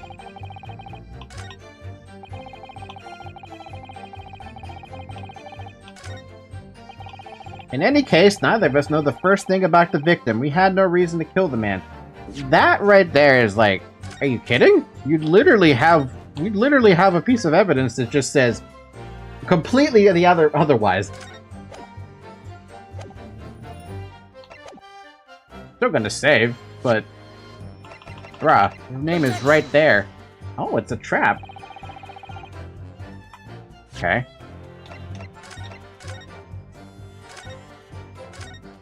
Fair play. You know the victim though. You want me to tell you that? You want me to tell you that? I'm gonna press that because that's obviously not true. So, you had never met Mr. Thricefield Mazer before? Oh, Lumi, no! Not once, never. He'd never met the man before, he said. Never. Here's the thing, the connection would be between Mr. McGilded, the Mason, and Fairplay, so he would know. And you, Mr. First, had no prior dealings with the victim either. That's right, sir. Hatters don't have much to do with brickmakers, to be perfectly honest, sir. No, I imagine not. You see, how many different ways can I put this? Neither have had the remotest connection to the gentlemen who were inside the cabin. Yeah. Excuse me. Yeah, that. Mr. McGilded.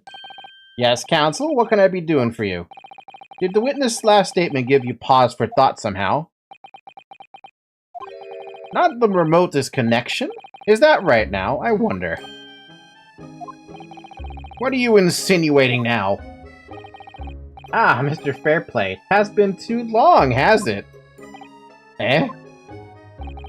If I'm not very much mistaken, I believe 'tis fast approaching, is it not, your repayment date? I beg your pardon. You borrowed 20 guineas from me, sir. At an unconscionable rate of interest. You tricked me. It's extortion. Now. Is that a touch of begrudgery, is it? The sort of begrudgery that might motivate a fellow to pass his crimes off on another. Ah! And young Mr. First. Me, sir? What do you want with me, sir? You do be making hats for a living, do you not? That there top hat sliding about on your head. Is that one of your own creations, is it? Oh, well, I'm still just an apprentice, you understand? I'm learning to find the perfect fit for whatever fine gent walks through the door.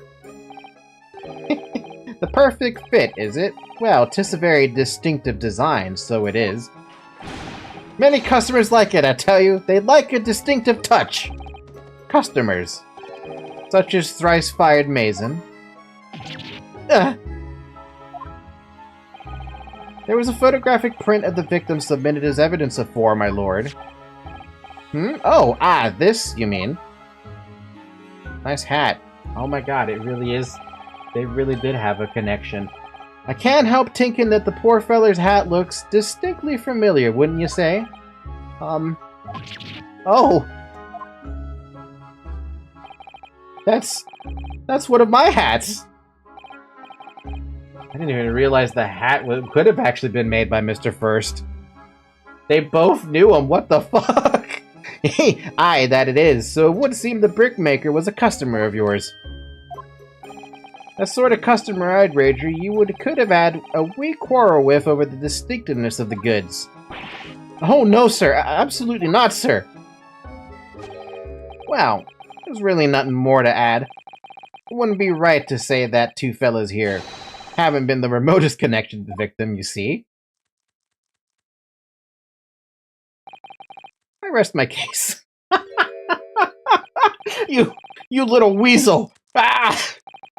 He's better at this than I am. Gosh, Mr. McGilded has certainly been thorough on his research, hasn't he? Please, don't let me little interruption hold up your proceedings. For having identified the milliner responsible for the victim's hat. Hat hunter? I got a hat hunter achievement just now. What was that achievement about? Hold on a minute there. I want to see that.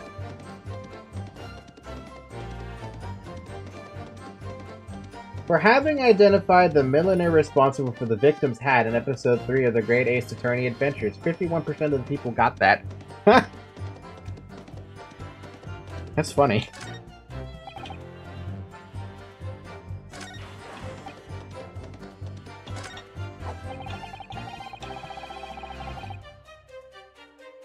I actually might have proof on that. I might have proof on that bit. Proof. That's right, I demand to hear it. We came here to say what we saw, I tell you, not for this. But you call us both shishers, brand us as criminals. You call us liars, that's what he means, and accuse us of doing it. As it stands at the moment, there's no hard evidence that incriminates yourselves, now is there? I believe we're in much the same position as one another here.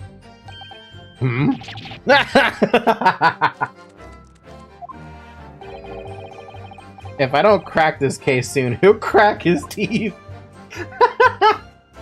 I wonder if these two men really were involved in some way. Couldn't say. I mean, I don't really know anything about them, do I? Although, by the same token, I don't really know anything about Mr. McGilded either. It's so hard to know what to believe here.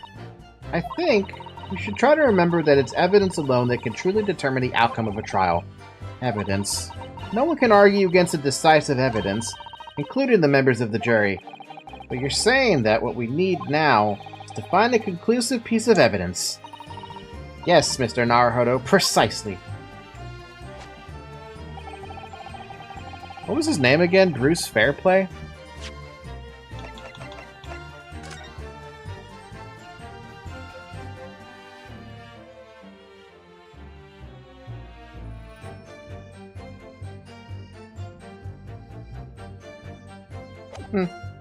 The sound and the blood on the floor. Yeah, the only thing I have right now is the blood on the floor. I'm gonna press the other statements just in case I missed something. I don't want to go completely without it. So, at no time did the victim, Mr. Mazing, climb up to join you on the roof deck. Absolutely not, Dickin! No question about it, he said. Not at all. Oh, but yes, of course. I remember seeing them both. I saw the victim inside the enclosed cabin talking with this man here. Is this true, Mr. McGilded?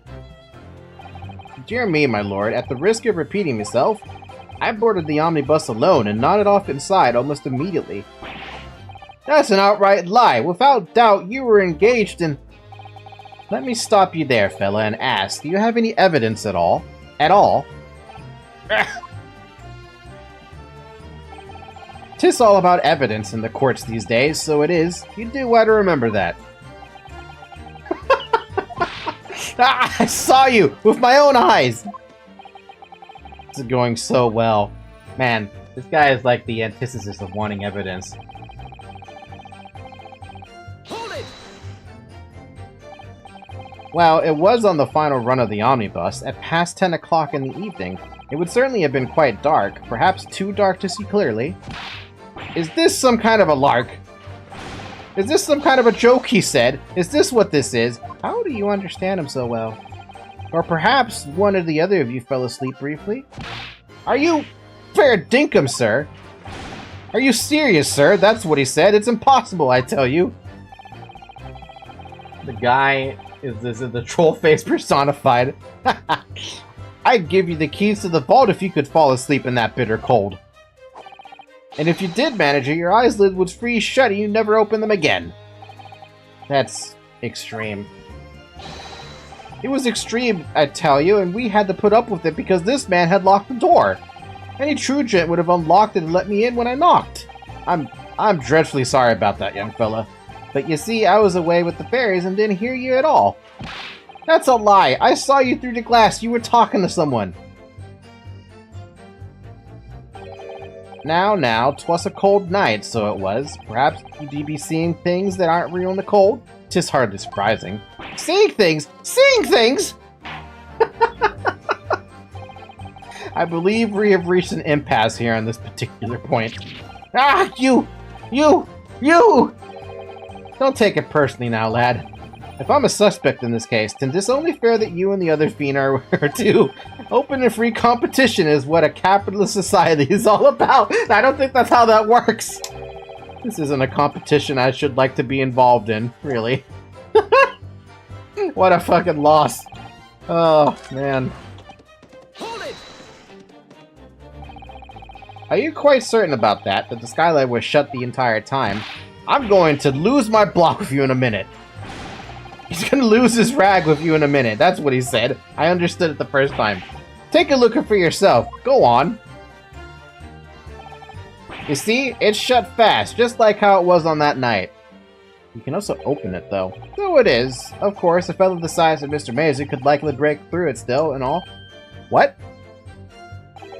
Just looking at the size of the thing, you understand. Ah, now you hold on there a minute, sir. The size of the thing means nothing. Not on its own. Let's consider the bigger picture here, shall we? Let's stop biting our cane, shall we? I was riding the omnibus on another occasion when, well, I broke wind, loudly. I shocked myself with it, as it happens. Why did you share that? This is an unexpected confession, Mr. First. Oh, I just mean to say, well, the point is, I tried to open the skylight, you see? But, just my luck. I couldn't make it budge. The stench was terrible. Everyone was looking daggers at me, sir. I went as red as Rouge did. I did.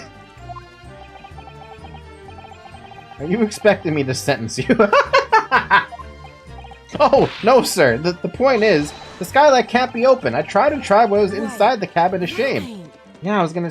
You can't... I saw that latch on the what do you call it? On the, Excuse me. on the outside of it. Hey, what do you got? Do you have something to say about that, Miss Lestrade? Miss Lestrade! It opens. Hmm?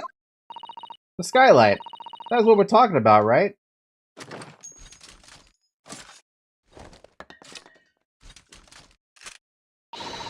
All them skylights open. Dead easy. More easily than you can load that weapon? That's a lie, I tell you. Otherwise, when I broke wind, You can't do it from inside, you mug. Oh. Look, a few weeks ago, I was up on the roof deck of one of them drags, and I had a great haul. I mean, I had purses coming out of me ears.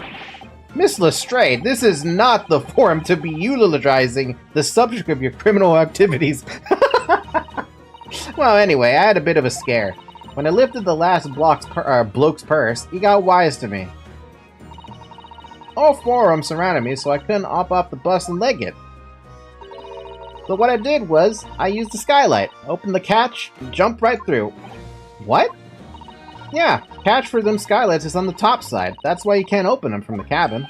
A skylight opens from the roof deck? Bailiff! Climb up on the roof of the omnibus at once and verify the witness's claims.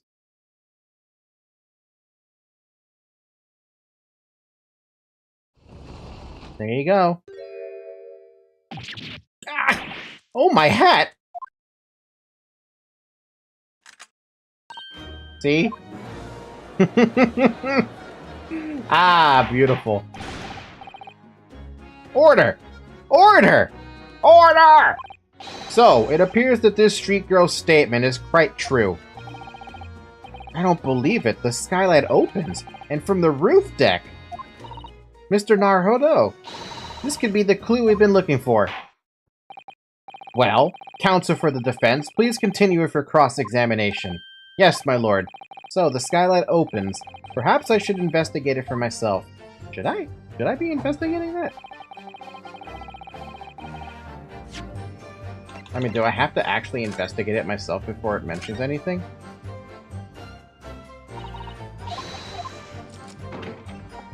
Because it doesn't update in the court evidence. Or the court record, sorry. The catch for the skylight is on the top side, yes, but it's not fastened at the moment, so we can slide it open from here. Yep. Oh, what the heck is that? Hello? Yes, it does open very wide, doesn't it? Why not to kick someone like you through, certainly, Mr. Naruto? Why someone like me? Mr. Zato, what the hell? Ah, what is it? Look, just here, look at this. That's, without question, it's blood. How would there be a blood stain there? Surely, it can't be unrelated to the case, can it? The details of the omnibus have been updated. Scene of the crime, there's a bloodstain visible on the frame of the skylight when it's open. That's what I needed. It links up with the blood that's on the floor. Before I present this, because I'm running out of HP, I'm just gonna hit the game with save scums. I know that I'm right with this choice, but I still feel like save scumming. Objection! On the night in question, the victim was fatally stabbed in the stomach, and immediately afterwards, the victim's body was pushed through the skylight into the cabin below. Those are the facts, and the irrefutable proof. It remains clearly visible in the omnibus that stands before us today, in this very courtroom. What? That's utter humbug. Ah, you can't possibly have any evidence. No, you can't. I mean, we didn't tell you. It's impossible. Irrefutable proof. Here, in this courtroom. Counsel. My lord, I believe everyone would appreciate a little clarification here. Where exactly within the omnibus is this evidence to which you allude? He will point out what it is that proves the victim fell from the roof deck through the skylight. The blood. Got it! Got it! By Jupiter, is that blood? Ah! This bloodstain proves two things. Firstly, when the incident occurred, the skylight of the omnibus was open. What? And secondly, the victim was already bleeding when he fell through the opening. Oh my! And so it follows that Mr. McGilded, who was inside the enclosed cabin himself at the time, cannot possibly be guilty of this crime. No!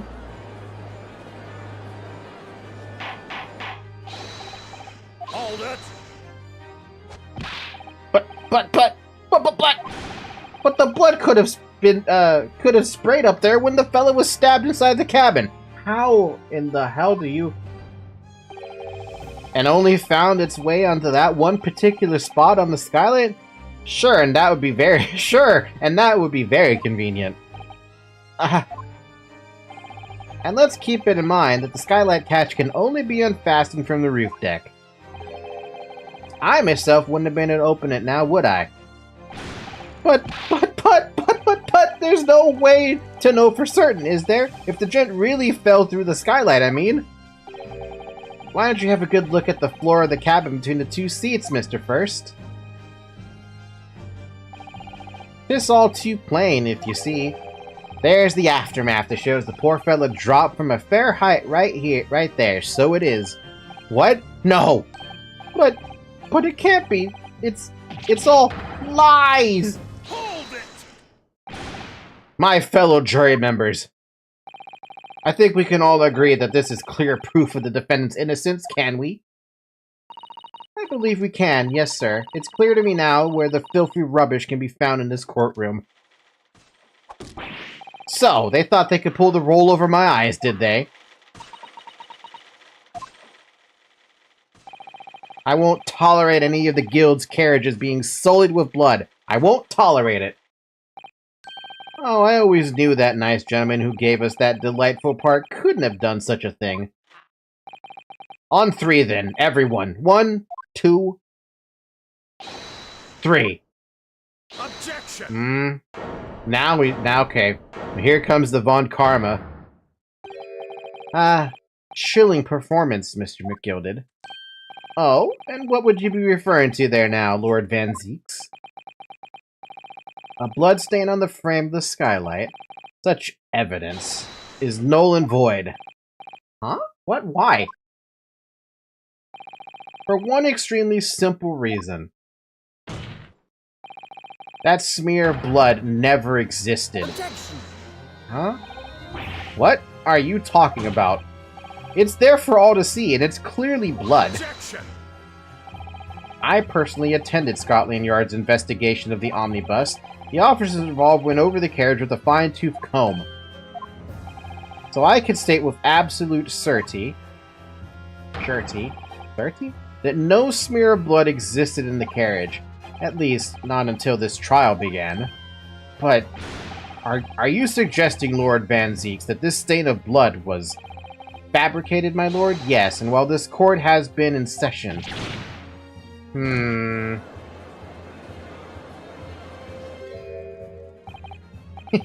What a palaver.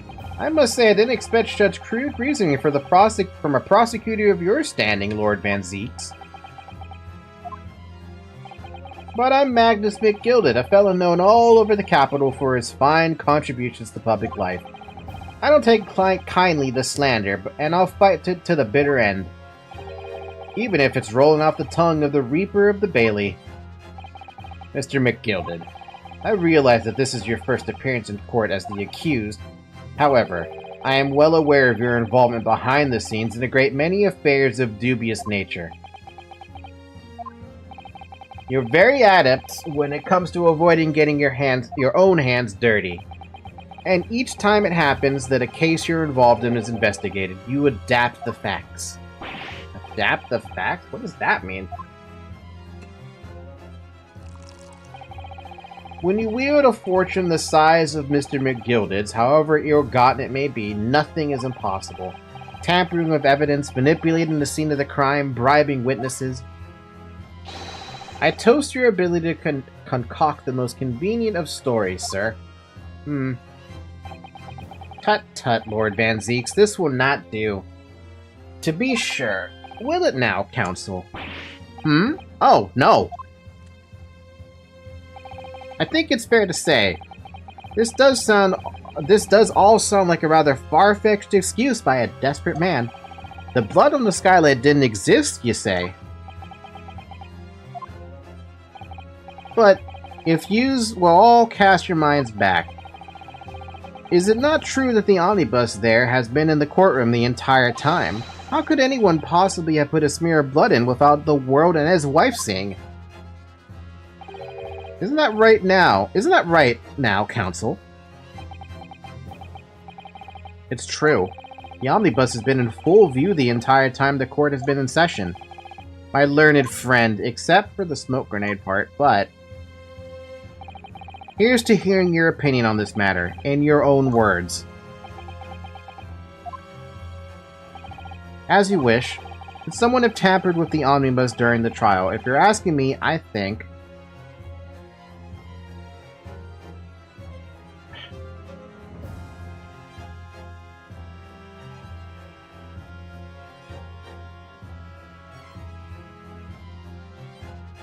I'm conflicted about this answer. I'm a little conflicted about this answer.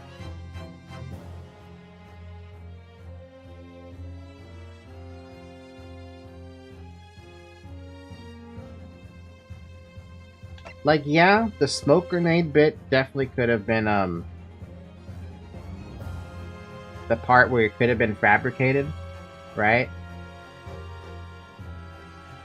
Because, like I mentioned, the blood on the floor of the omnibus, as well as the skylight, they looked too fresh, you know? They looked far too fresh.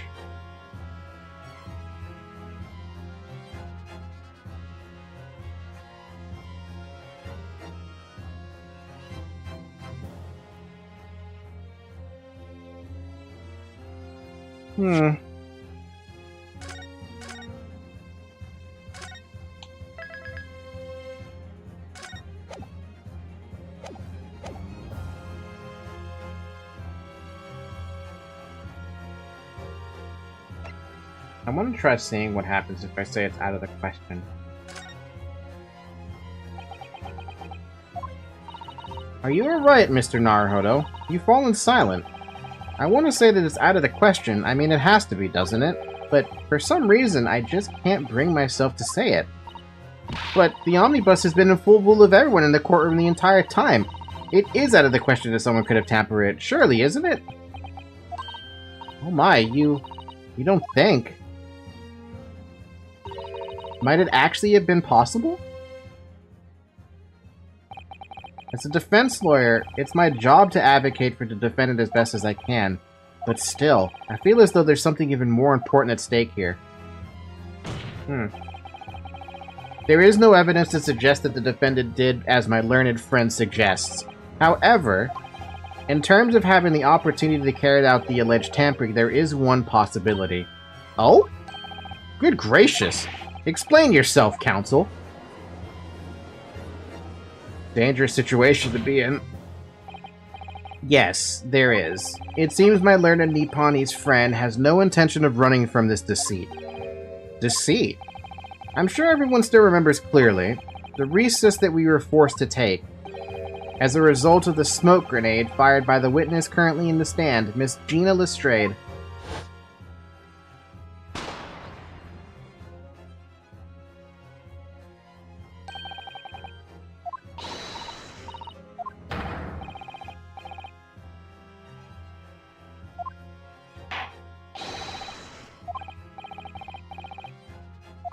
Yeah, that one, that happened. The courtroom was filled with smoke, and everyone was thrown into confusion. All of us were made to leave this chamber. In that brief interval, under the veil of smoke and in all the chaos, it could have been possible to steal inside the omnibus.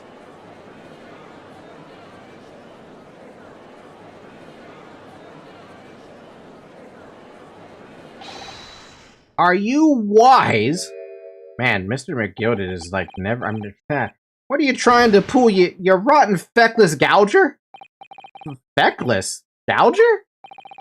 You're supposed to be defending me. 'Tis a wicked plot. 'Tis a plot to undermine me, so it is.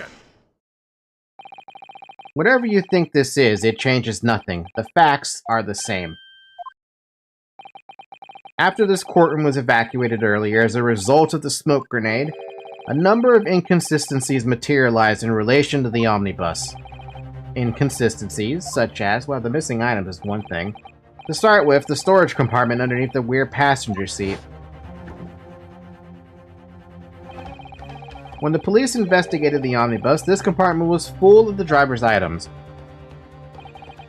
Secondly, we have the smear of blood on the edge of the skylight. As I have said, that was not present at the start of the trial this morning.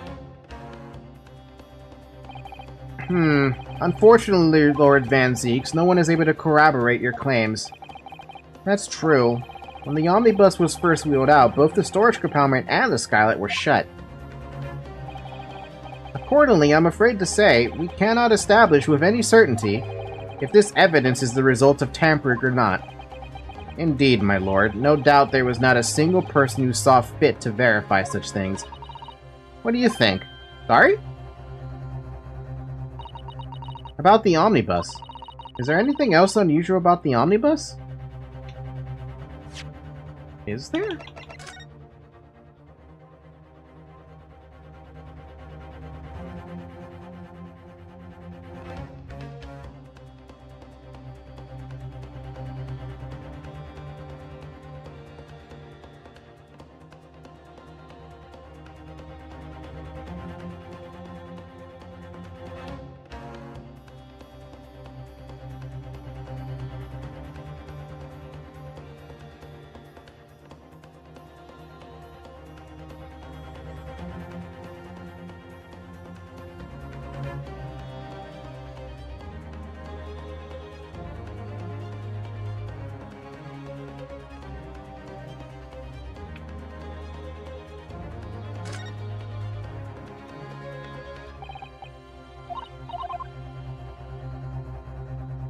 There is still one thing kind of bothering me.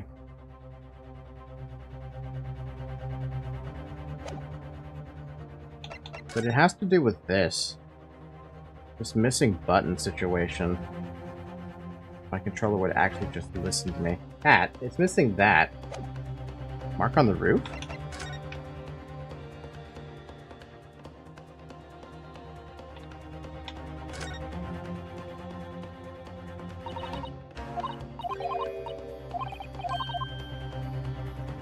The front side?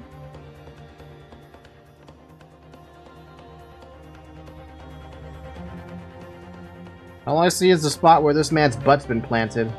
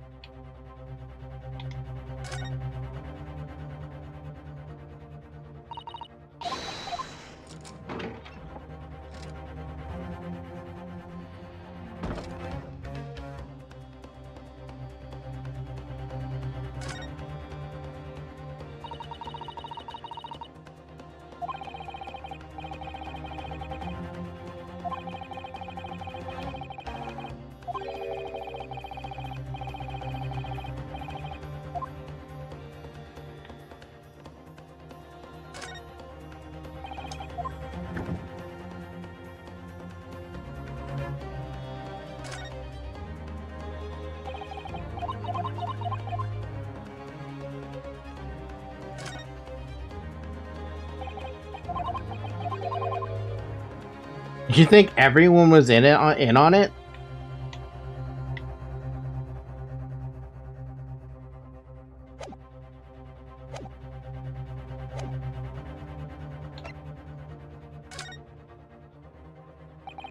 My lord. Yes, counsel. There is one further inconsistency. A mark that surely could not have been present at the start of the trial. What? What in the devil's name are you gonna say now? If you dare to betray me, you little maggot, you'd better start washing your back. Objection. Silence, McGilded. The court awaits the defense's clarification. Grr. This trial keeps swinging one way and then the other. I have no idea what's the truth and what's deception. What am I supposed to believe here? I shall have to ask you to elaborate, counsel.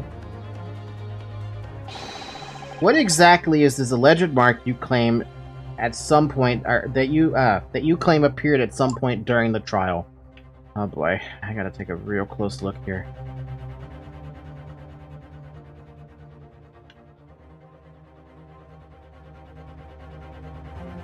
Besides that bloodstain, obviously.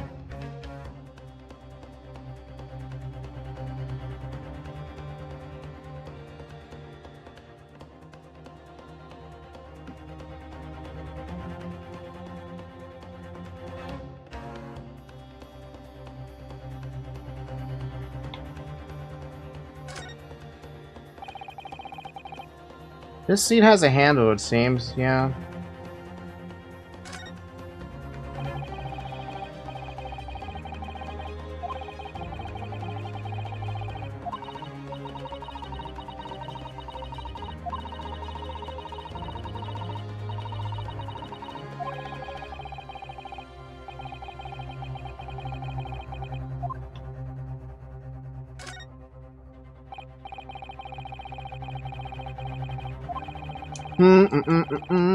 Bum bum bum bum bum bum. I'm trying to figure it out, but my brain's like, what the heck am I trying to point to?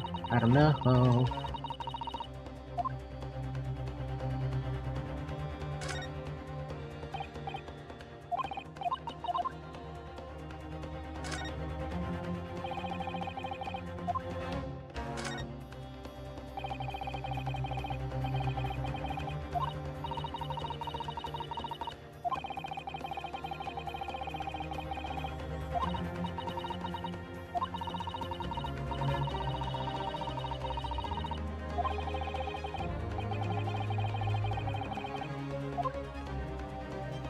I didn't get from the beginning, so I have no idea, too. I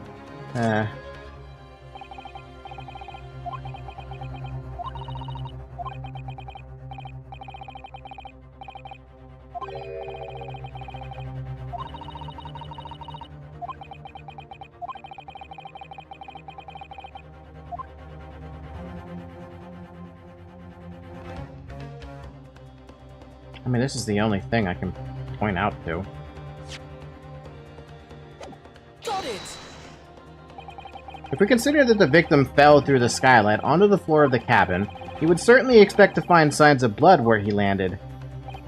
But as far as I recall, this bloodstain on the cabin floor was not there when the omnibus was first brought into the courtroom. Good lord!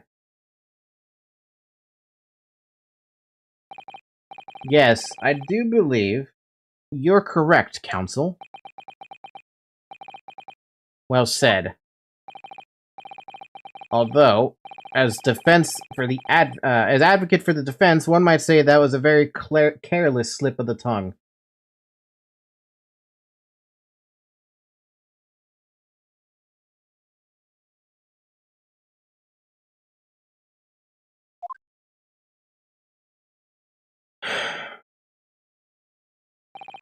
I believe that bloodstain on the floor is a decisive piece of evidence.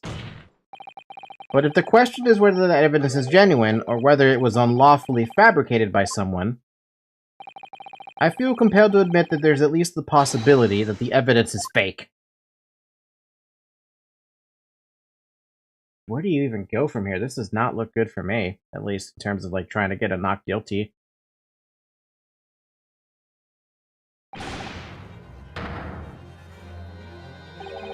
This trial is over. Mr. McGilded? I've done everything I possibly can to cooperate the court, but 'tis all over now.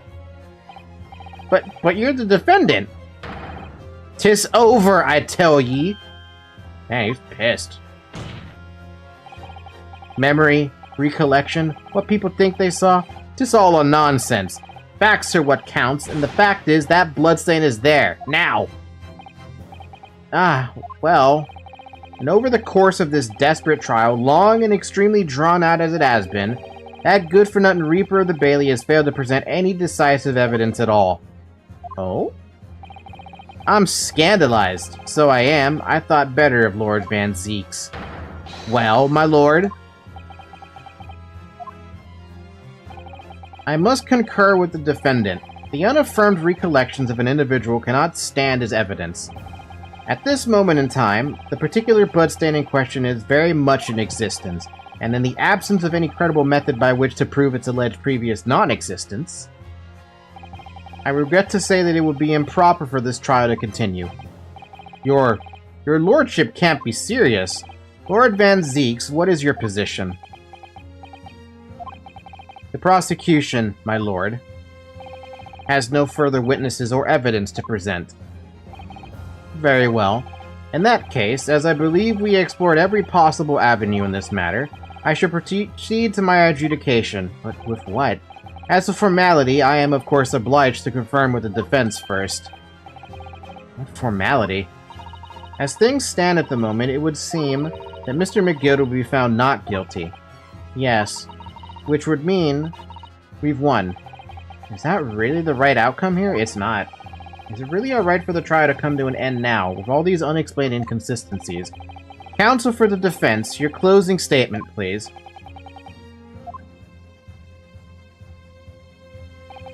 Yes, my lord. The defense believes...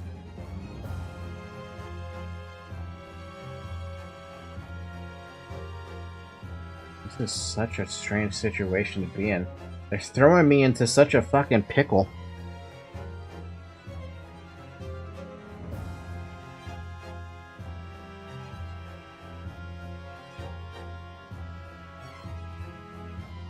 We haven't found a murderer yet.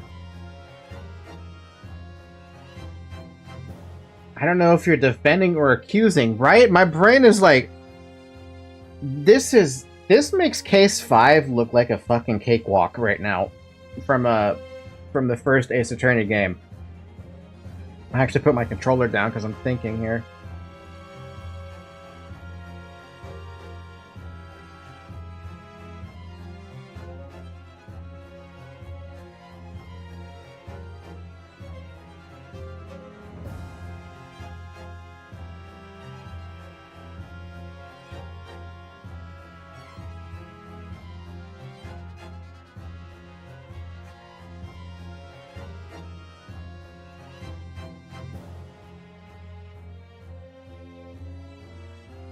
Okay, think of it this way from the straight facts that we know.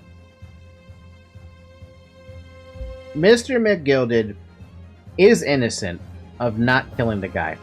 There's no possible way he did it.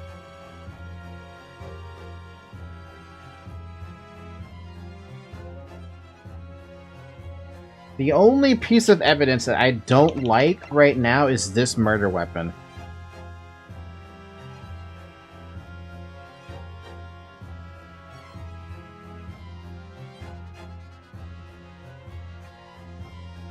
Because no matter how you try to spin it, that murder weapon is right there.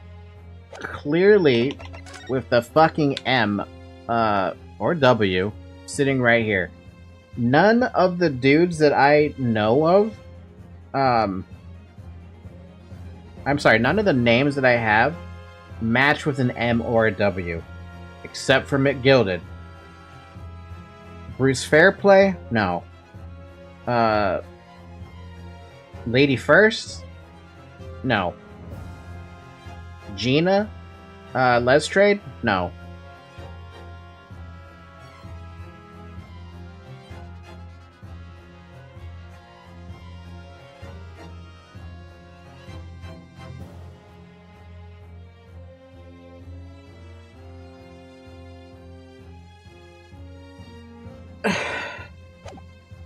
I don't know if Gina's the real name.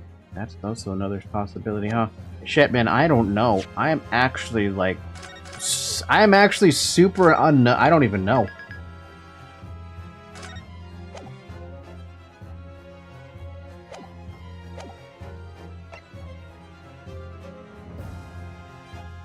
This goes against everything in my... everything I'm thinking of right now, because they have nothing. I don't have a damn thing.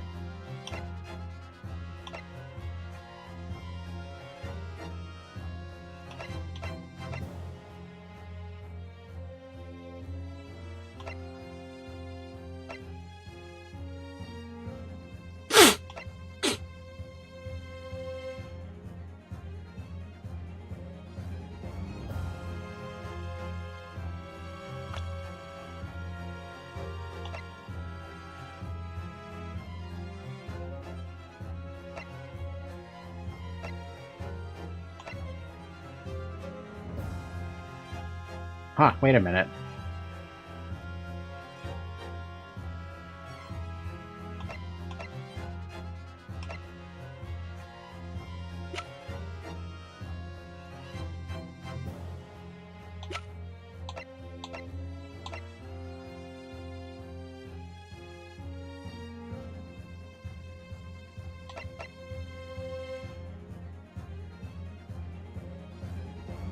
Okay, I'm gonna see what happens if I just say he's innocent. Because I feel like if this is what... Like, I feel like I'd get forced off of it. As Mr. McGilded's legal representative... I knew it, he's gonna stop himself. I can't breathe. The air in here is stifling. But I'm this man's defense lawyer. There's only one thing I can say in this situation. I believe the defendant, Magnus McGilded, to be innocent of the allegations brought against him.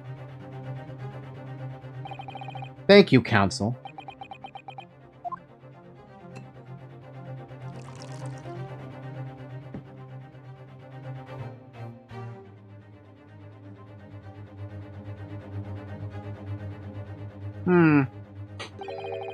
Here's to you, my Nipponi's friend, and the most abject closing I have yet to hear in the court of law.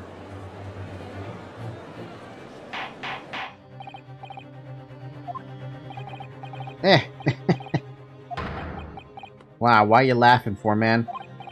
Oh, 'twas a grand decision to appoint you as my lawyer, so it was, a grand decision. You've saved one of London's most influential gentlemen, fella. You should be proud of yourself. Here, have this for your troubles. Ah. Your job here is done, fella, and some fine work you've done. So you have. Well, what do you mean? 'Tis just the right honorable gentleman so succinctly put it before. The trial can't go on anymore. And your closing statement there was, how did he put it now? Nothing more than a formality.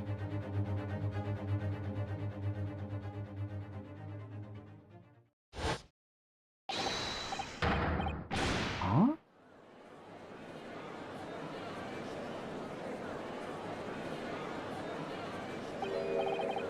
I really don't know what to make of all this. Was the evidence we've seen genuine, or was it fake? His lordship would be fuming. Any unsightly rubbish should be disposed of promptly, as I said. The stinking rich are always guilty of something. Mark my words. I feel terribly ashamed that I ever doubted that lovely man who gave us the lovely park. I don't know what to think now. Now the proceedings have unfolded in this way, I am compelled to declare a premature end of this trial. Furthermore, the court must accept the defendant's plea.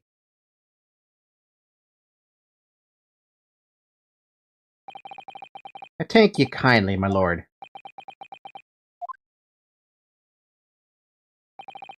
I hereby pronounce the verdict of this court. Objection.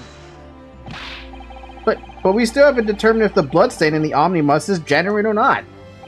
We don't know if these witnesses are telling the truth or a pack of lies. We have no idea about the truth. Lord Van Zeeks, my lord, the case made by the prosecution was flawed, plain and simple. Oh, jeez. If indeed the omnibus presented as evidence was tampered with, the prosecution is at fault for allowing such a disgraceful perversion of justice to take place. My sincerest apologies, my lord. Objection. But, wait! When we were evacuated from the courtroom, Lord Van Zeeks ordered the evidence to be secured. I'm afraid the prosecution cannot shun responsibility in this matter. That's so unfair! The culpability of the defendant has not, at the present time, been established by this court. Consequently, the jury will not be required to profer judgment. Prosecution cooked an L today? What? I don't know how I'm feeling about this. Well, Lord Van Zeeks, it's been a pleasure, so it has. And as for you, my dear fella, I couldn't have asked for a better defense. Do you mean to tell me this has all been a grand waste of time? 'Tis the law of the land, my good man.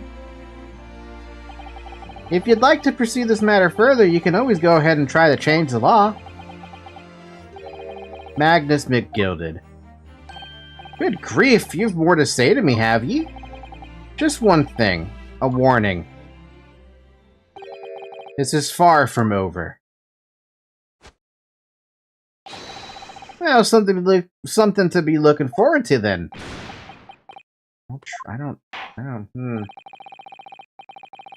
I hereby pronounce the defendant, Mr. Magnus McGilded, not guilty. Why does this feel wrong?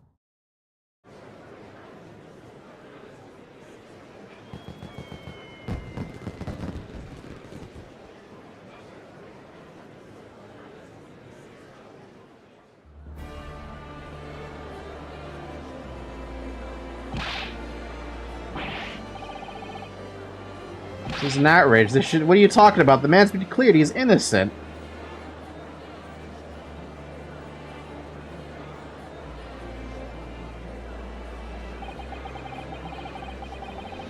The courtroom in pandemonium for the second time that day, the judge delivered his verdict, and my first ever trial in Great Britain came to an abrupt end, with the defendant being found not guilty. Ostensibly a victory for us. Is it, though? You did it. You saved an innocent man.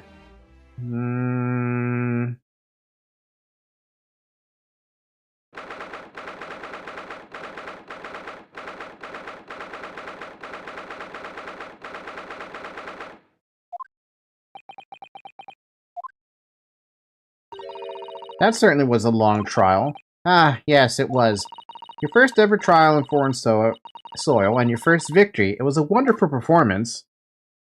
It was a good thing to get a not guilty, right? You see, the reason I'm not feeling good about this one is I'm thinking back to Ace Attorney. I don't remember which trial it was, but it was the trial with that,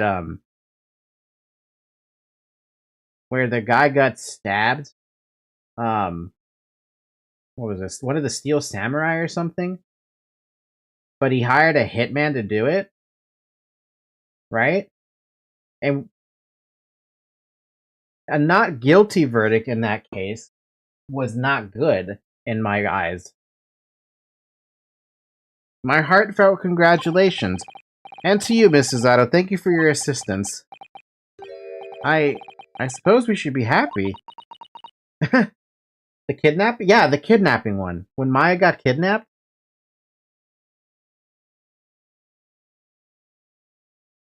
If you just get the straight up not guilty verdict, it's bad. You have to make that guy actually, like, you have to make it show that he would betray Shelly to kill her. The trouble is, we're still completely in the dark about what actually happened.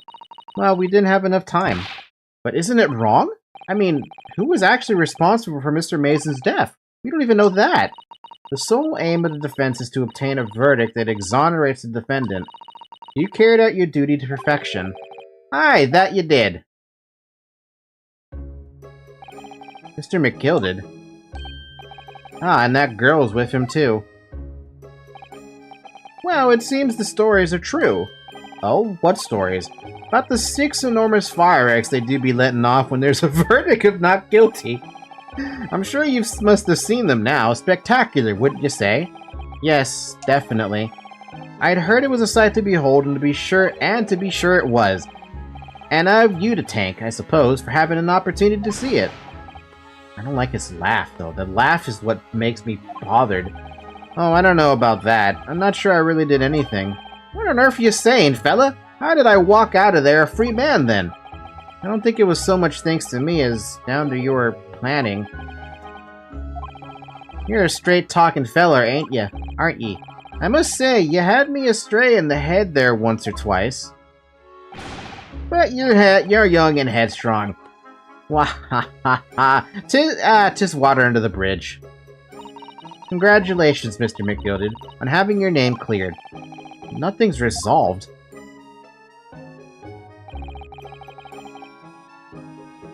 I mean, he is a loan shark. There's only one thing that matters to me. Oh? Aye. They've all seen that I didn't do that odious and absonant deed. 'Tis grand, is it not? I suppose it is. Now the fine fellows of Scotland Yard can take matters in hand and sort out any wee details. They'll see it for what it is. They'll get the truth. I've absolutely faith in them. So I have, after all. I do be providing a good number on their wages with the taxes I pay. Not that funny. So then, as we agreed aforehand, 1,000 guineas for your troubles, fella. Oh, no, I couldn't possibly accept that much. Ah, be whist. You're a humble fellow, you're a humble people, are you? You from the east? Well, if you insist. Have this. Fill it all. You deserve a reward. Mr. Magnus McGilded. Everything is ready, sir, if you'd like to follow me into the courtroom. Into the courtroom? What's this, officer? 'Tis sooner than I was led to believe. I hope it's not inconvenient, sir. There were some changes to the schedule. Huh? Well, I must be making tracks now. 'Tis time for the inspection. Sorry? What inspection? They're gonna be examining the omnibus again, so I'm told. I asked if I could be present for it myself. You're gonna examine it again? Now? Naturally, I'm under no obligation to take part in any more of this matter now, but as an upstanding member of London society, I do be doing my best to help where I can. Just a gentleman's duty, so it is. So then, fare thee well. 'Twas an absolute pleasure meeting yous. Don't know how I feel with this. I hope you have a whale of a time while studying here in Great Britain. And there he goes, a free man. Oh, I forgot she was here too. He looks like a nice man. No!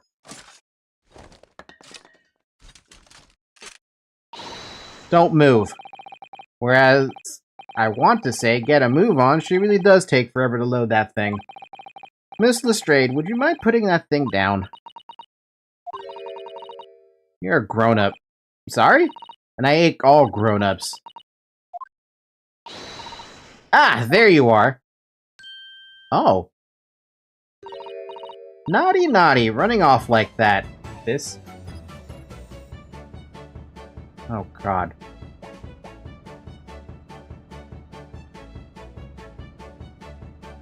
Oh no, not this song. Not a song like this. Is this some kind of picnic? Who's this little girl now? And taking that with you as well? I was looking forward to the trial run of my experimental smoke grenade launcher. Ha! Oh! Oh, do you want to play? You won't beat me! Excuse me, but who are you? Oh, good day to you. I'm, well, the inventor, I suppose, of that machine. The inventor?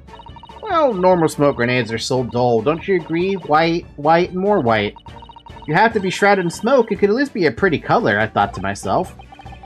Do we have to be shrouded in smoke, though, at all?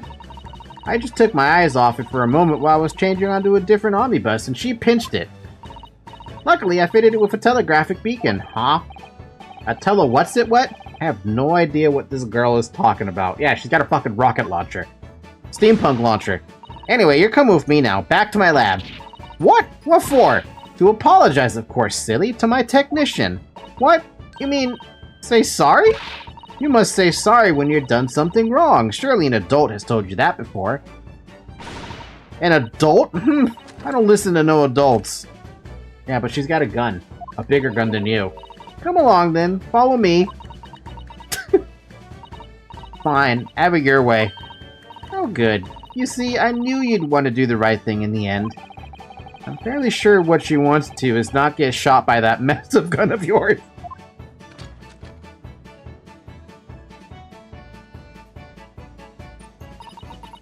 We'll be leaving now, then. Bye-bye. I'm so sorry for all the fuss. I've learned nothing. It was a lively one. Well, do you think perhaps we ought to have our be on our way too? Yes, you're right, but where to? Oh, we haven't had time to find a place to stay. No sooner had we arrived in London than we had to rush here. All our traveling cases are still with the bailiff.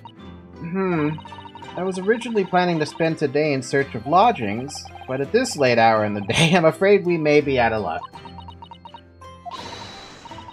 Don't worry though, I have a plan. If the worst comes to worst, I've heard of a lovely park where we could spend the night. Please tell me you're not thinking of McGilded Park. I know it may be a little chilly at this time of year, but our youthfulness will see us through. Okay, fucking guy. I'm not so sure about that. I think a midwinter London night will freeze a young person solid just as easily as an elderly one. Oh dear, that doesn't sound agreeable. Now I'm starting to regret turning Mr. McGilded down. That 1,000 guineas would have paid for a lovely warm room or mansion. And so, the trial to determine my worthiness for the study tour was over by the end of our first day in London. However, as we were soon to learn, there were more trying times ahead, just as the Reaper of the Bailey had warned. The case was far from over. Is that what you mean about chapter 4 and 5 being worse now? What's going on? Get the fire brigade! What in the fuck? Bring water, quick! What the? How did this happen? I don't know, sir. By the time I got here, it was already engulfed. No one was supposed to be allowed in here before we started investigating. Huh? No. Oh, good God. There's someone in there. Oh.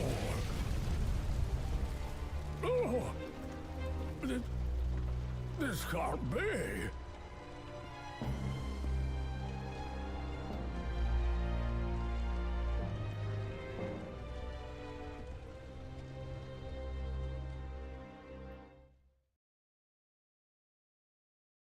Huh?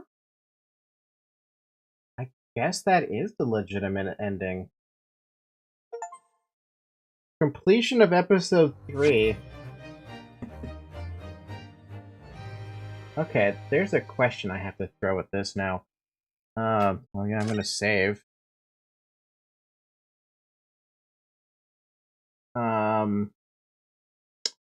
Great Ace Attorney Chronicles. No, I'm afraid of searching this up. Case 3. Guilty choice?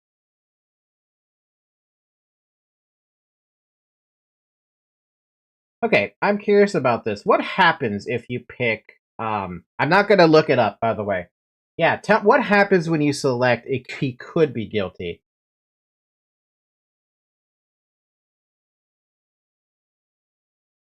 Because I don't want... That's the last thing I want to do is spoil myself, because we're still in the middle of the game, and it'd be a bad idea to do that to myself, you know?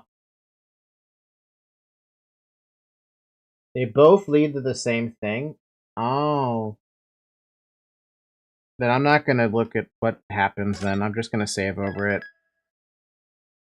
I'm sure the dialogue would be something like... It'd probably be interesting. Oh my god, we're in the... Okay, we're in chapter 4 now. I could start this case now. I would look anyway.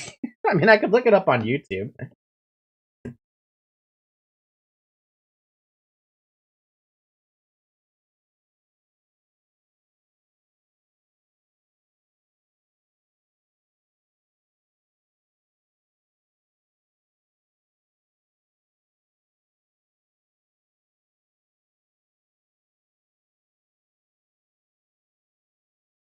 Well, this dude's got a 4-hour video on this case choice.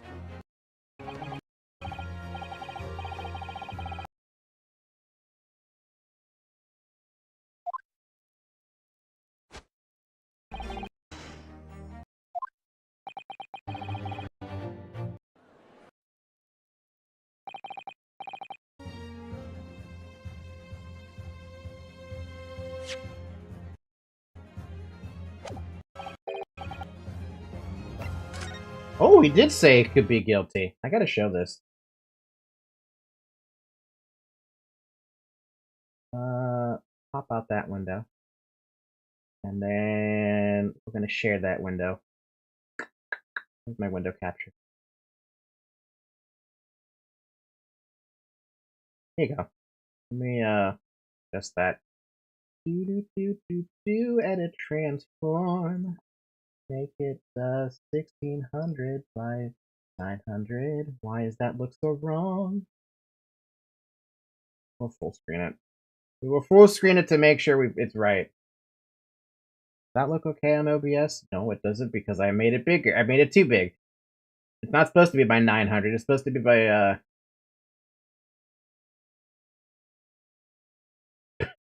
hold on. Don't do that. Why am I doing that? Edit transform 1600 by what was it 720? What am I doing?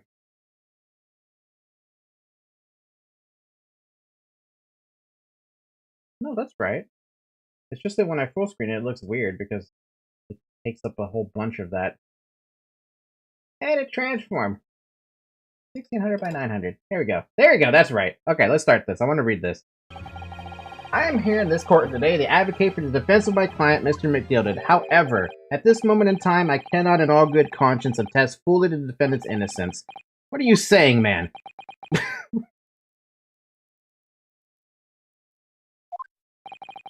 Without any question, there is no conclusive evidence to prove that the defendant is guilty. However, there is also no conclusive evidence to prove that he is innocent. Good gracious me! Order! Order!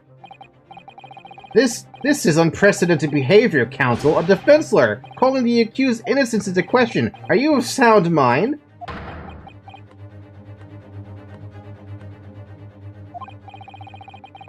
Oh, it's just a grand decision. Ah, so it loops back. Okay. Should just loop back now at this point. Yeah, okay. So it would loop back into it. It would just go back into the same, what's it called? The same answer.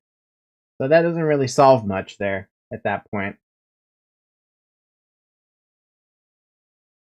That's interesting then. So no matter what choice you pick, it would have just been, it would have been the same, essentially, yeah, it would have been the same outcome. It matters as much as the Genshin dial options. Yeah, that's pretty much what it barrels down to, for sure.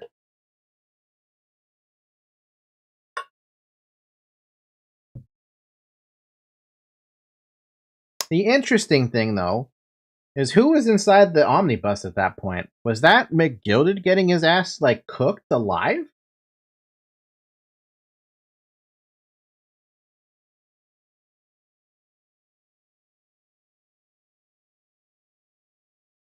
I just realized what this title translates to. Episode 4, The Adventure of the Clouded Kokoro, the Clouded Heart. Continue on your find out. I'll do a little bit of this episode, but I don't want to kill my voice. So we'll start it.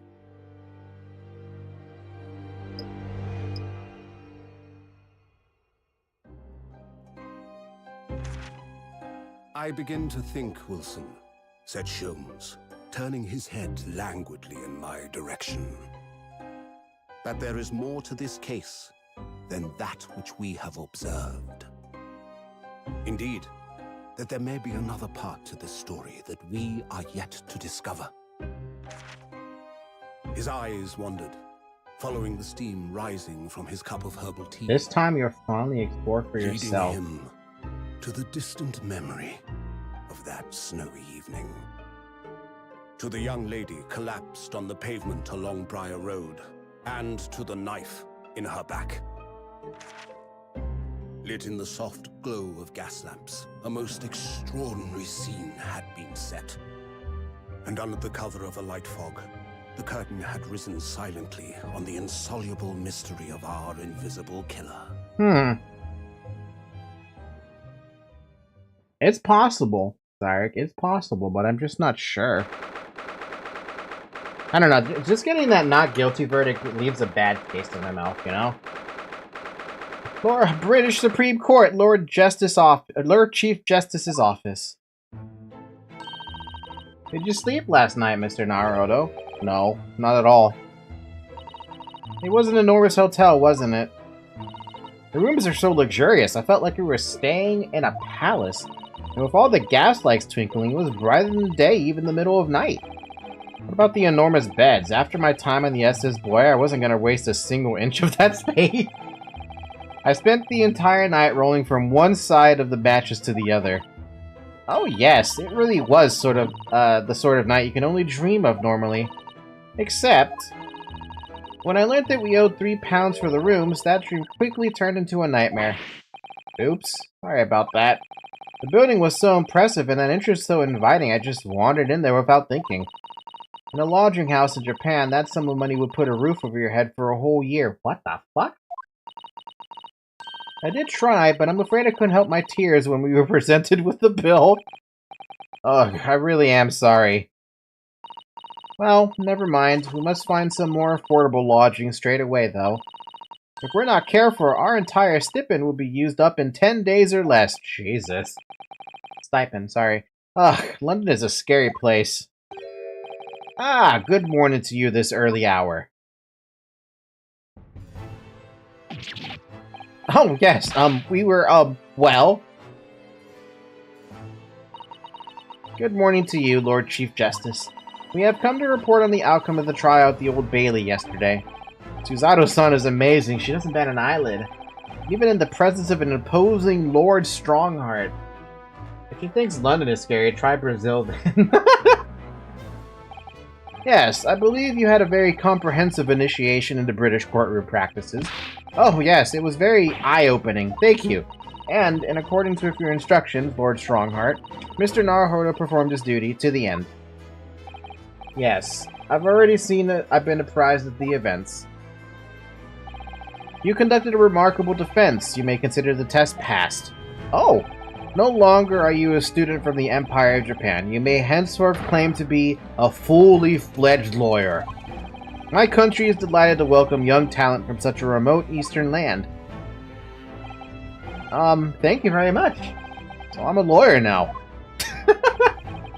Now, in view of your new appointment, I have a fresh case in mind for you. Before you do that, what do I have here? Nothing. I'd like you to take it on at once. I trust that won't be a problem. Another case? Already? Nothing trains a lawyer better than practical experience. I'm sure I don't sense dissatisfaction, do I? It's just that yesterday's trial ended, unusually. I haven't quite come to terms with it. What's to come to terms with? That man was cleared. What more were you hoping for?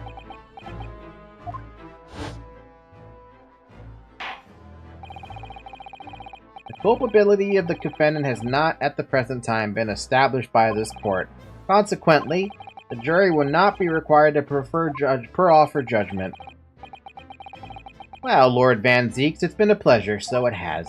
And as for you, my dear fella, I couldn't have asked for a better defense.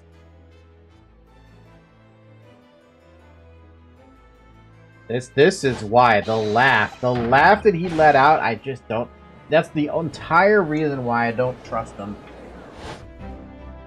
Like, yeah, he's scum, loan shark and everything, but god fucking damn it, man. I just can't help wondering if Mr. McGilded really was innocent. Mr. Naruhodo! It's just that I never managed to ascertain the truth. And then, the trial ended. Well, you needn't let it trouble you for a second longer. Sorry? What do you mean, Lord Strongheart? Magnus McGilded passed away immediately following the trial. Oh, fuck, I was right then. No! What? Mr. McGilded is dead? I have 19 minutes and 41 seconds until my next engagement. Time enough to talk. The fuck happened? I don't understand. What happened? How can he be dead? After the trial concluded yesterday, there was a great commotion in the Old Bailey. As you presumably recall, an omnibus had been wheeled into the courtroom. Yes, of course. That was the scene of the crime which Mr. McGilded had been accused of. Precisely. Well, while the bailiff's attention was diverted by some other matter, the omnibus went up in flames. No. How could such a thing have happened? That is being investigated as we speak, but already... The police have identified a corpse found inside the charred shell of the carriage of that of Miss Gilded. That's awful!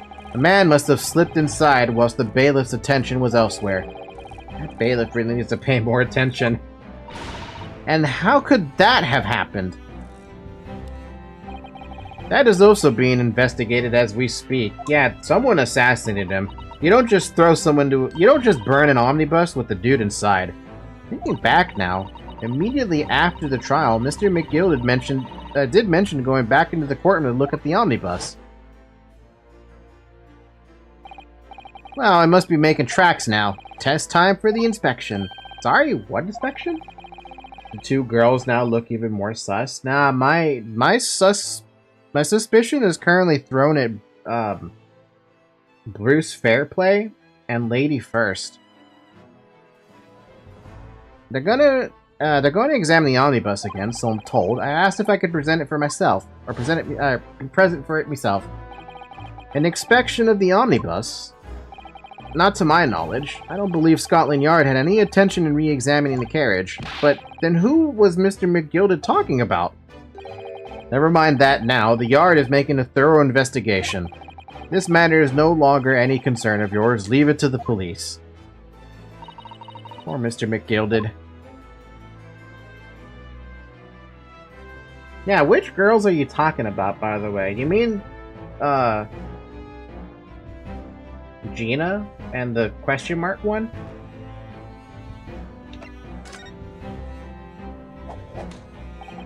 So, how did you find your first taste of our country's Supreme Court? Oh, well, I don't know. I mean, it was... wow. Mr. Naruhodo means that the whole experience was steeped in the solemnity of the Great Britain's long history. It's really a world apart from our own judicial system in Japan, which is only a few short decades old. Wow, Suzato-san has such a way of words. Why those two? I don't see anything wrong with them. And you seem to have a way of failing to find the right one. The judicial system here is the most advanced in the world. Learn all you can. The most advanced in the world, is it? It was fortunate. Your very first trial was a simple affair. Simple? That was simple? Wouldn't even know the girl and already calling her sus, because in my point of view, they are really sus. Because she is! The case is a big game of Among Us. Oh my god, it really is Among Us. As I believe I mentioned yesterday morning, it was a trial you couldn't lose. I don't mean to be contrary, Lord Strongheart, but the case was anything but simple. The circumstances of the case were so incriminating, I was stunned when I first heard them. In fact, I'm still finding it hard to believe we managed to get a favorable verdict. Is something funny? No, my apologies. However, the fact is that you did receive the not guilty verdict you set out to achieve. And that can only be attributed to exceptional talent. Wouldn't you agree? Oh, I don't know about that.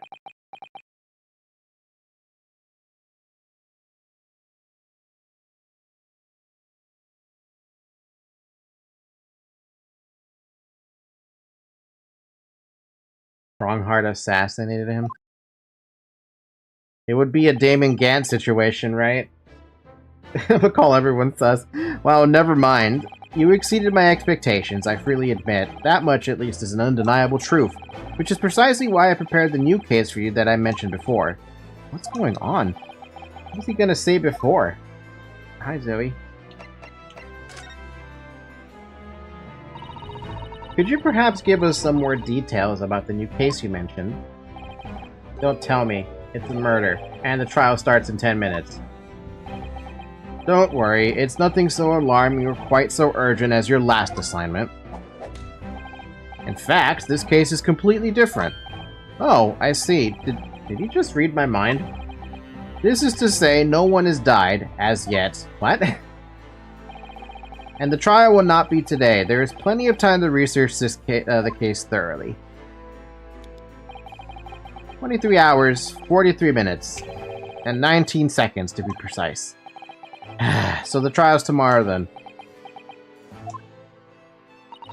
Is everything alright? Oh, yes, I'm just a little confused, that's all. Oh my god, where'd that come from? Nah, Herlock Sholmes killed him. Yesterday's trial was... well, it left me wondering if I'm really cut out for being a lawyer. Oh, Mr. Naruhodo. I don't know if I could face standing in that courtroom again after Mr. McGilded's trial. Ah, yes, I nearly forgot. There is one similarity with yesterday's case. Once again, there is currently no one to advocate for the defense. Oh. If the situation remains unchanged, the trial will start tomorrow with the defendant unrepresented. And if that happens, I need not remind you of the inevitable outcome. But why she talked about a smoke bomb that she made right after a trial where she used a smoke bomb to create a false proof? How is that not sus? It's only because we never met that pink-haired lady yet. That's the first time we've met her. But I don't know. We'll have to find out. The most terrible end awaits the defendant. Capital punishment. Yes, that's right. Ugh, here we go again.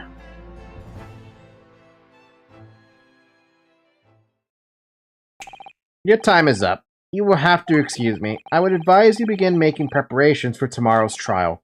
After all, the clock is ever ticking.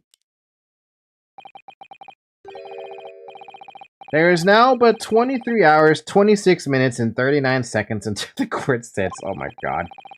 Last time he mentioned the 23 hours, he said there was plenty of time. And one more thing, Mr. Naruhodo. There is something I should like to ask you. Oh, what's that? Yesterday, you remarked upon something. That you intend to see through the will of your late compatriot, Mr. Asogi. I would be interested to hear what exactly you mean by that. Inside 34 seconds. Oh, well, Cosmo always used to say, you see, that he wanted to learn how the greatest justice system in the world works so he could change ours in Japan. Now that he's gone, I like to work towards that myself. And there's another thing. Oh. Another thing. Continue. On the way here on the steamship, he said something to me. Something very important that I have to do. Something very important. And what exactly would that be? He never had a chance to tell me. I suppose he would have done if he had ever made it to Great Britain. You're out of time. Well, thank you for an enlightening discussion. Mr. Naruhodo, what's all this about? Mr. Asogi never once mentioned anything of the sort to me. I urge you both to focus your attentions on the matter at hand. I've taken the liberty of summoning the police inspector in charge of the case. He'll be able to apprise you of the details. How long has he been there? The entire time. No, I wish you the best of luck, and bid you farewell. Oh man, I'm tired today. Or at least I'm getting tired now. Isn't that right, Zoe? You're so soft. You're so cute. There's something very important that I have to do. Kazuma-sama, what did you mean? I wish I knew, but honestly, he never told me. Anyway, we had better talk to the detective, don't you think? Yes, you're right. I hope I'm just imagining it, but I wouldn't say he looks pleased to see us at all.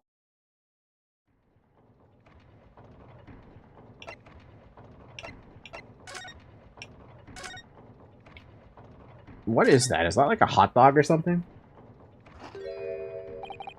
Could we trouble you? What do you think? Ah! Lovely weather, isn't it? Oh my god. What's the weather got to do with anything? Ugh. Listen to me, you young Japanese upstart.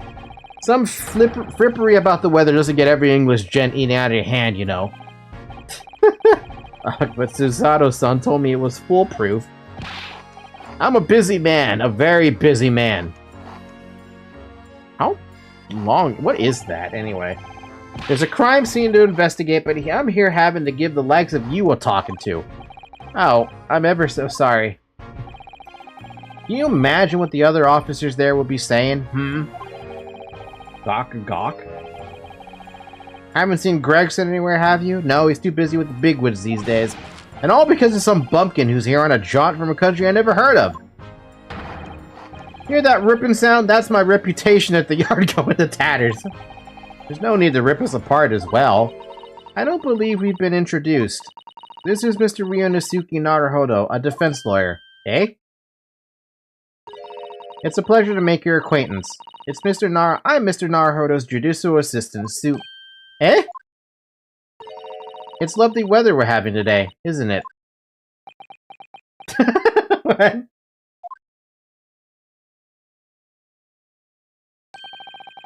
It is unseasonably fine, I grant you. London winters don't see a lot of sunshine. What? Unbelievable! How did she pull that off? So, Lord Strongheart had asked me to fill you in on the case.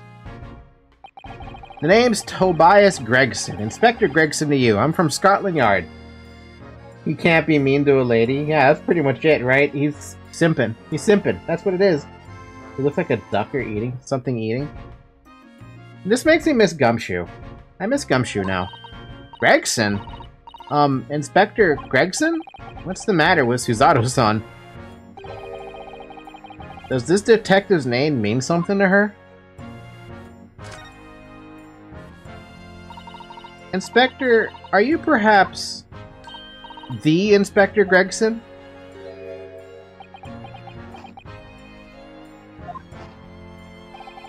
Being a gentleman is important during these times. Oh my god. I guess. You're acting like you know this man, Mrs. Otto, but he's a London detective. Oh, I do know him. Very well, in fact. Very well? Yes, he features prominently in the adventures of Sherlock Sholmes. Oh, and that publication. What's it called again? Rance Magazine? That's right. Inspector Gregson and Mr. Sholmes enjoy a wonderful friendly rivalry. Really, you rival the great Mr. Sholmes. That's incredible. Oh, well, I don't know about that. Mr. Sholmes isn't a professional like myself, of course, but he does come up with goods from time to time. Mr. Sholmes is equally complimentary about you, Inspector, isn't he? You've earned his highest praise.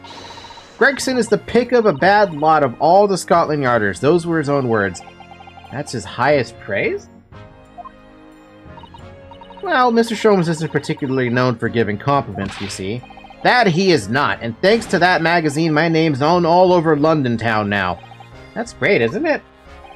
Huh. I have to admit that, to start with, I was a little, well, flattered by all the attention. Everyone wanted to shake my hand, and my reputation at the yard went through the roof. Oh, that's wonderful.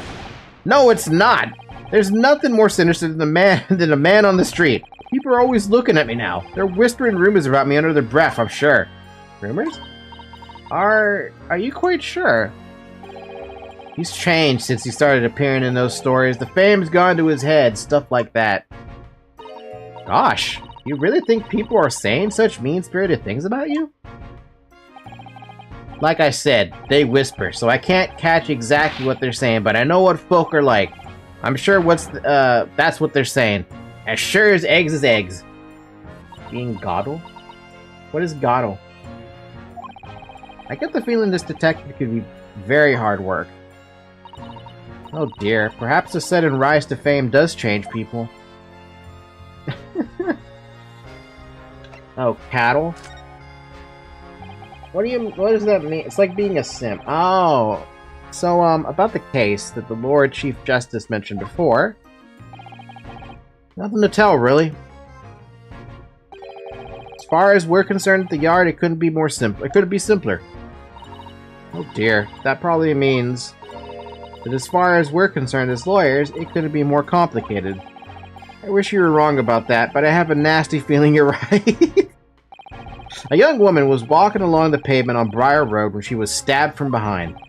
Fortunately, it wasn't fatal, but she's still laid up in the hospital unconscious. That's a first. That's despicable. What sort of coward would attack a poor woman from behind? I suppose you would have finished whoever it was off with the Suzato takedown, wouldn't you? That is neither here nor there, Mr. Naruhodo. Brace yourself, Ryunosuke. You've angered her now. Anyway, after something of a whirlwind investigation, the criminal was arrested. He barely had time for a cup of tea after the incident took place, to be honest. So there must have been something left at the scene that led you directly to the culprit? Or perhaps a reliable witness who recognized the person in question? Let me stop you right there. You're wasting your time on this one. Sorry? There's nothing you can do. There's no way to help the bloke now. Why ever not? Simple. The prosecutor has been assigned to the trial tomorrow is Lord Barak Van Zeeks. No! Sounds like you've heard of him then. Oh yes, we are very familiar with Lord Van Zeeks. Believed to be the harbinger of death itself. The Reaper of the Bailey. Do I really need to ask about him? I may as well.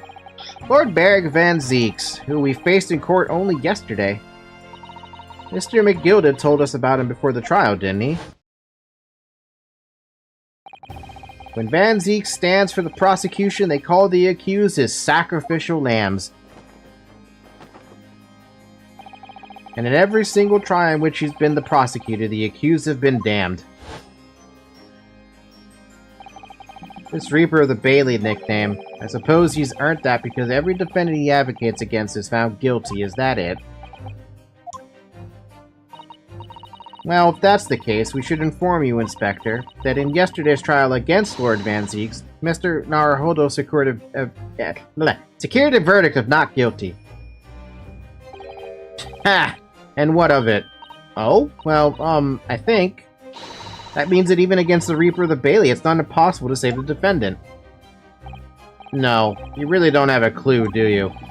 What do you mean? What happened to that bloke in the end, eh? He's dead. Magnus McGilded became a cropper in that omnibus when it went up in the flames. But you can't rightly say you saved a defendant, can you? What do you say? Look, if Van Zeeks could get the dirt to stick on everyone, he'd be a miracle worker. But that's not how it goes. He doesn't work miracles, he works magic. Black magic. I'd have a good long think about that if I were you. Are we really supposed to believe that?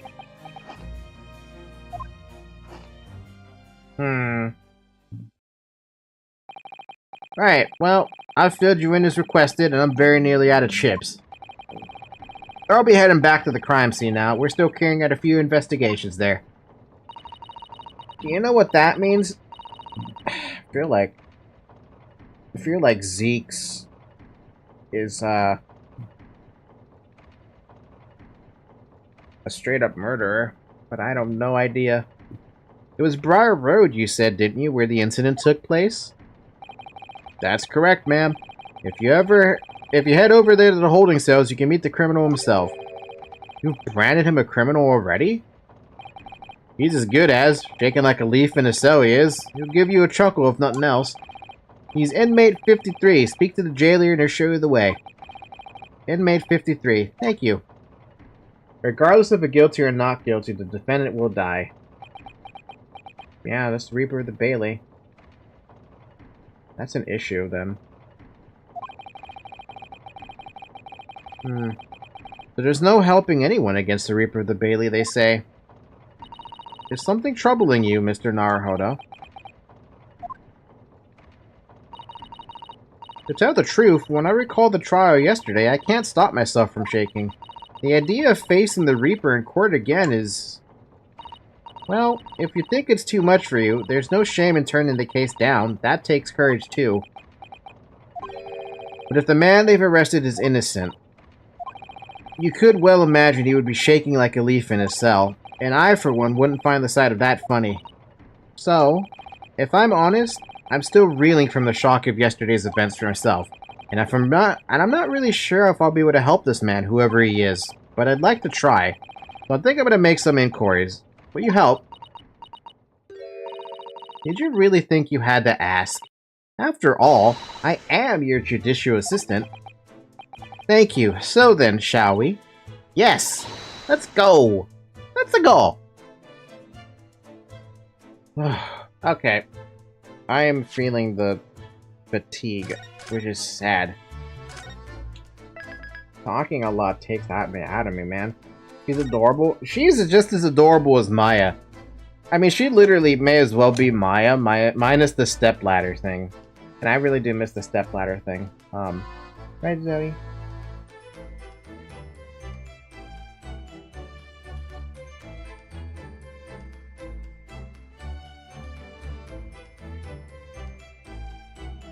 Oh, man. I want to be just a cow by myself. Oh, don't worry. That argument will come up. Really? When? Holy cow. Wait, I have a soundbite for this.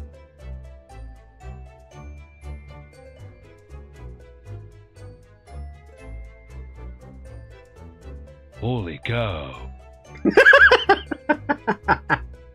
That was great. I need to have that soundbite for myself.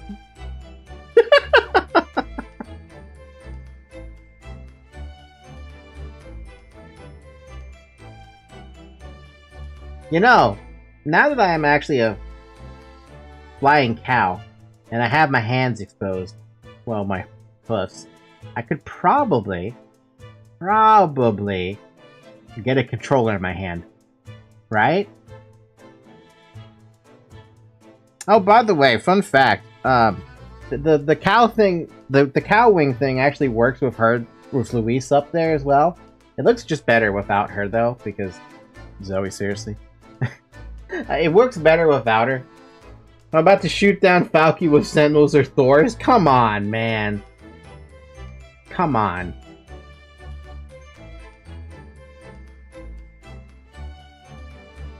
Man, I am freaking tired. Look at Discord. It reminds me of the meme Cavallo.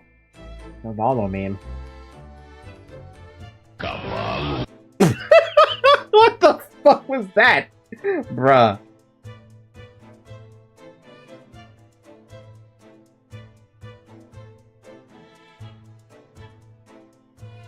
What does that mean, meme? What does that meme mean? That's really hard to say that word, those words in unison. Horse. Horse! Caballo.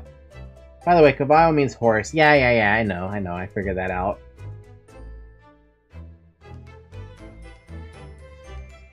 I remember that the A is silent here. Caballo. Caballo. Right, Zoe? Mi gato. You never like it when I pet your stomach, do you?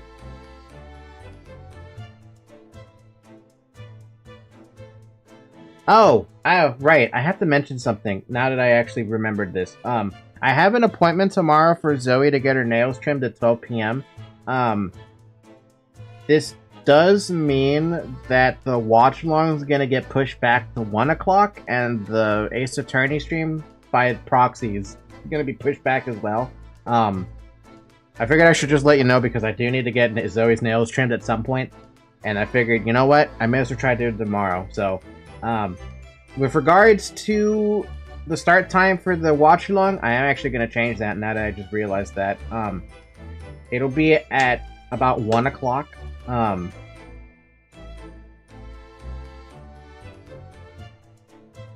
later, at least. And subsequently, the Ace Attorney stream tomorrow will be later as well.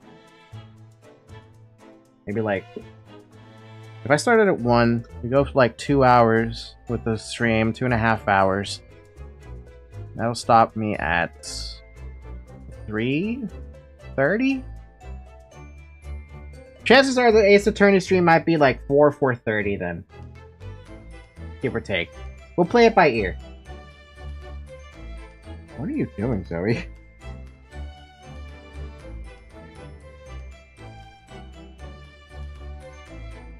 Whatever. Oh, okay. Let's put me back to Luis.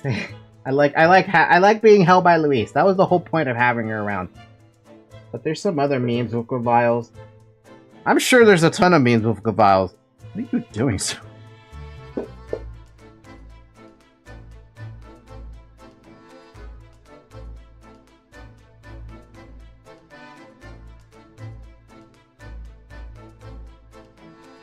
Look at her. Look at her right there with the cup.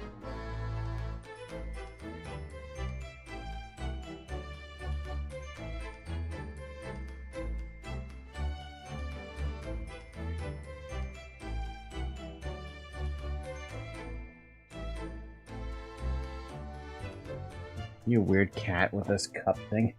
Get this cup out of the way. Here, bite it. I know you want to. Because you've been biting this damn thing the entire time. Oh man, it's hot today. Or at least I'm hot today. I am wearing double layers, so there's that. Juan? Jorge the Mora support horse? That's a good one right there. The Mora support horse? I like that one. Juan! Juan, ¿dónde estás, wey? Pinche wey, ¿dónde estás?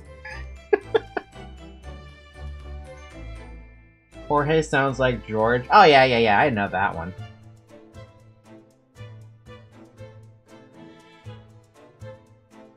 But also, you can also call people pinche caballos, and it would be, it being considered an insult. Wait, what? What do you mean by random Talus? What did Talus do?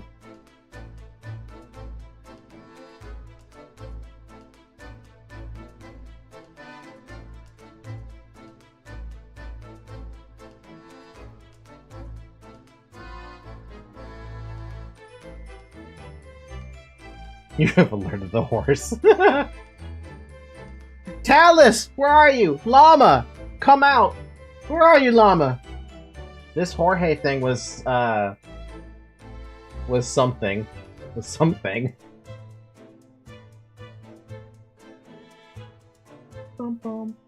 Okay, wait, I'm gonna save the game so I don't forget. Save. We'll pick this up, like I said, tomorrow. Hopefully my voice doesn't literally die. But like I said, all this stuff is going to be pushed back by a good amount because I have an appointment I got to take Zoe to tomorrow. Isn't that right, Zoe? She doesn't even know what's happening. Just posted the StarCraft in the mix of the horse. Oh, is that what that is? Oh, yeah. Grant reacts. StarCraft 2 Protoss Alpha gameplay. Behold the coolest thing StarCraft ever had, and that's not in the game in any shape or form for some reason. Interesting. Okay. I'm gonna end the stream here then. Even though I would love to stream something else. Actually, I kind of want to play Mental Omega, to be honest with you.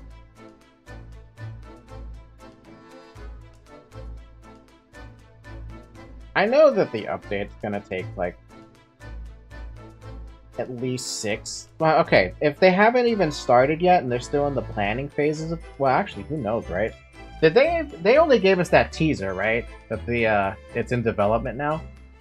It could take at least a year before it comes out, right?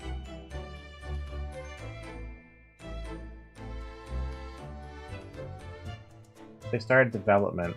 Yeah, then it could take up to a... If they're trying to release 24 phone missions, then it's gonna take at least a year to do that. Yeah, maybe even 2 years. So even if I start playing Mental Omega again, I might have to replay it again if I forget. Who said my name? Who call upon me? Oh, hi, Falky. Llama! I got something to show you. Take a look at this. Now you see her? Now you don't. And I got wings now. Look at me. I can show my udders off. It took Afra 1 year for 4 missions. To be fair, though, holy cow. Holy cow. Oh, yes. They're gonna release 12 Foen. I really hate that stupid heart thing that's always in the way of my chat because it's so hard to see things. They're gonna release 12 phone plus whatever else. And yes, the holy cow was because of him. I thought they said they were releasing 24 missions. Am I wrong about that? Or does the throw-in origins only count as since Act 1 is 12 missions? But they said they were going to release it until it's done, right? So that's 24 missions? Because all we have is Foreign Origins, and that's just 6 missions, I think. It's been a while since I opened it. I don't remember right now. 24 is 2 acts. Yeah, I thought they were releasing everything when it's ready, or something. Unless I'm wrong about that, I don't remember. I don't have good memory.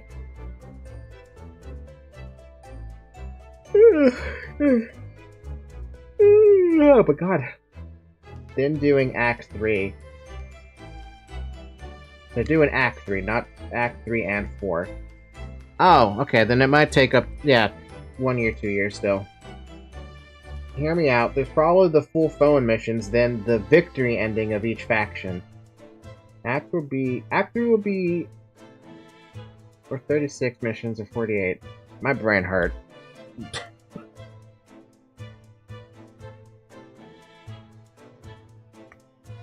All we know is it's a long development cycle. Unless they hired every great map maker. And if you were to tell me FCT joined the Mental Omega team to help out there, I would believe you. Even if he wouldn't confirm or deny it. It's 10 years to get Act 1 and 2. Damn. We're in for the long haul, man. That or they just announce it that the game they're ready by the time the lore videos are done. We're waiting to see if that's the thing. Bum, bum, bum, bum.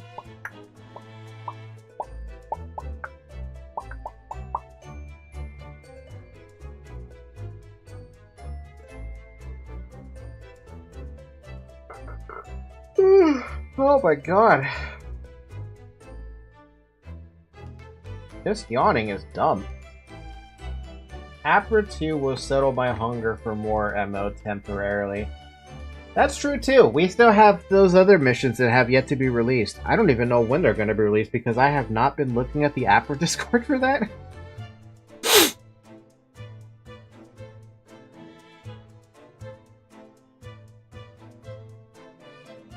Bomb, will you keep me updated with the Apra 2 stuff if they release the missions? Like, if they were to drop them tomorrow, will you let me know? And I would just drop the Ace Attorney stream and be like, time for Mental Omega! I don't like some people from that Discord. Yes? Okay, awesome. Thank you, sir. Alright, I'm gonna go ahead and end it here. Gonna take a break. Gonna go take a shower. Hey, wait. I was just thinking about something. I also looked at the timestamp video I sent on Discord later. I will, Llama. I will. I immediately tell you whenever a teaser comes out. That's true! You have been very good about that, and I very much appreciate it, sir. Anyway, I was thinking about something. You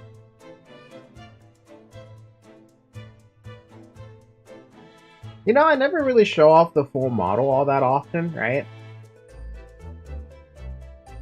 This is about the remember how I was showing you guys on Discord, like, what's it called? The rigging issues I was having with the model, this new one, right?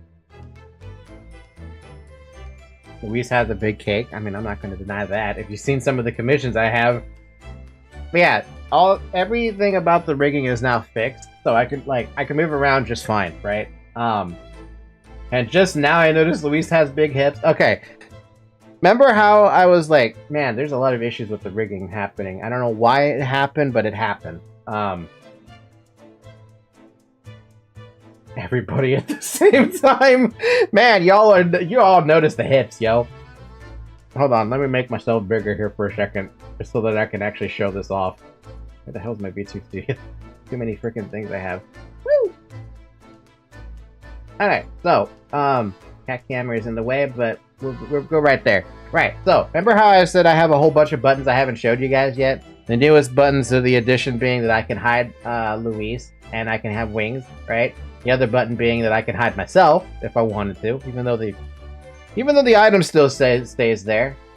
I now have the option to move her around entirely if I wanted to. I also still have the option to talk to her if I wanted to. It looks actually pretty good when you think about it. Not bad. Hide her clothes. Don't press the wrong... No, don't worry about the wrong button. But there are 1, 2, 3, 4, 5, 6 buttons that I haven't shown off yet. 2 of the buttons... Well, 1, 2... 3 of the buttons I can't show. The first button I can show, though, is the button. It's not noticeable. But if you look at her skirt, you can see the button can go in and out, right? That's one button I can show. The other button I can show is that I can open up the skirt. I can show that button. A button for a button, yeah. Why? Yeah, it goes in phases. So I have the button. Yeah, so I have the button that I can undo, and I also have the skirt button that I can undo the zipper.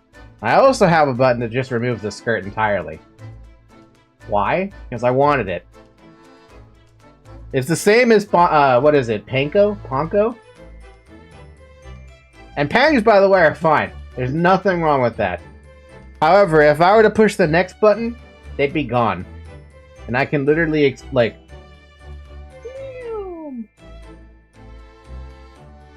You can see the outline there at the bottom, right? There's a button that makes them go away. Case in point.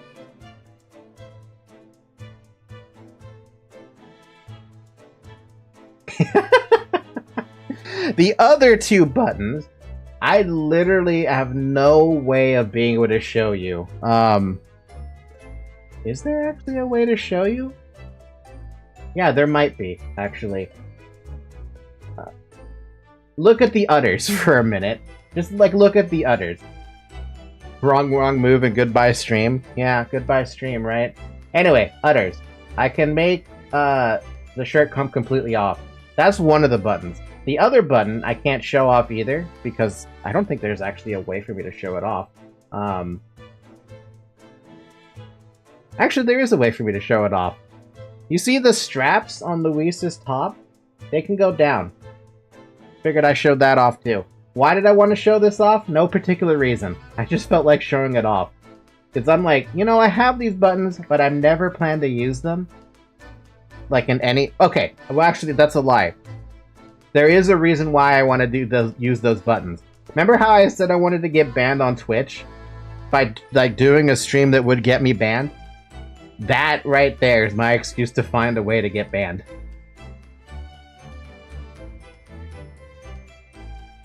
It would be the best stream ever, because I would get banned for literally nudity. It'd be so funny.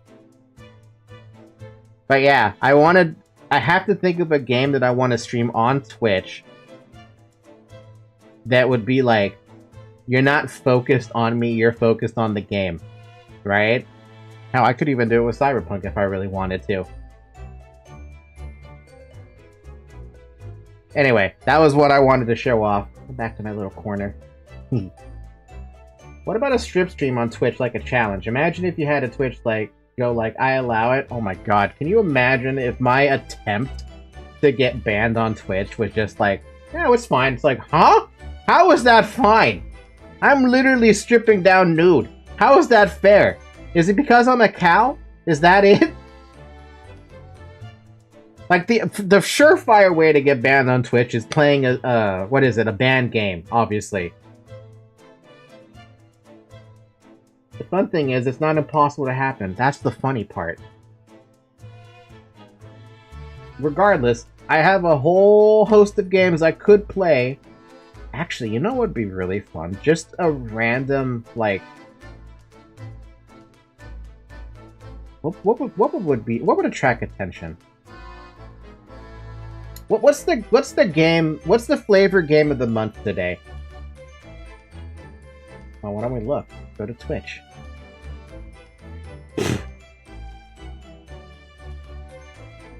I literally open up Twitch and the first stream on the fucking front page. Live channels we think you're like. Asian Bunny X. 18 plus, Oogas Goof with mommy lend me 1 ounce of milk. And it looks like she's naked. What is happening on that stream?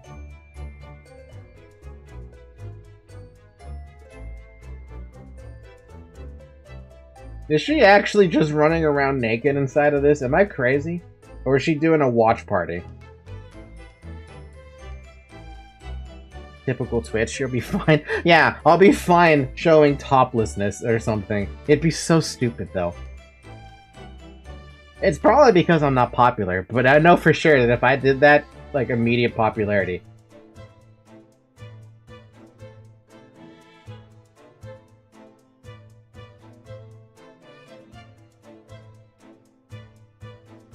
Wait, she is actually topless in this. Fortnite horrifies me. I don't think I'd ever want to play Fortnite. I never even played it when it first came out. But no, she's actually naked in this. I'm literally gonna be like, here, we're gonna show the window if I can.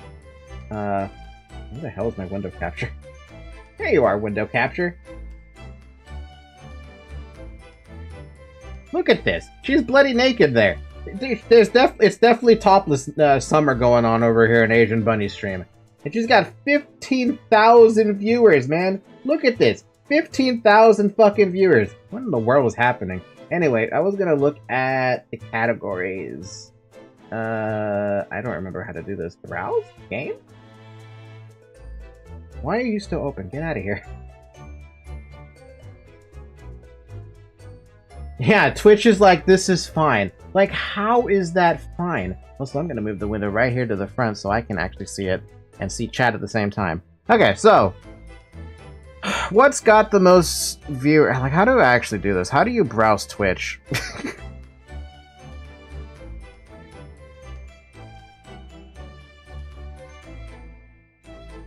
Browse games? Live channels? Games.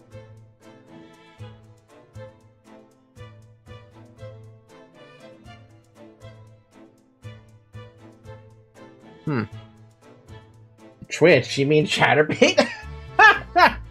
Ah, shit, you're right. Okay, so Lethal Company right now is currently the flavor of the month.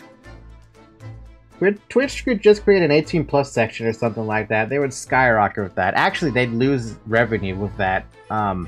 Because then they wouldn't be able to use PayPal. Do they use PayPal?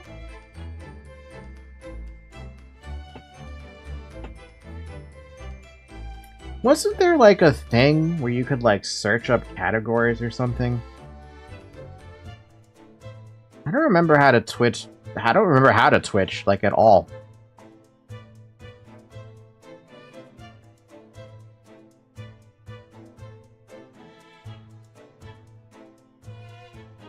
I don't know. It could be a separated site. I guess, yeah, they could be a separated site. An 18 plus version of the same site. They would have to find a way to make that allowable, I guess. I don't know how they would make that allowable, but they would have to find a way.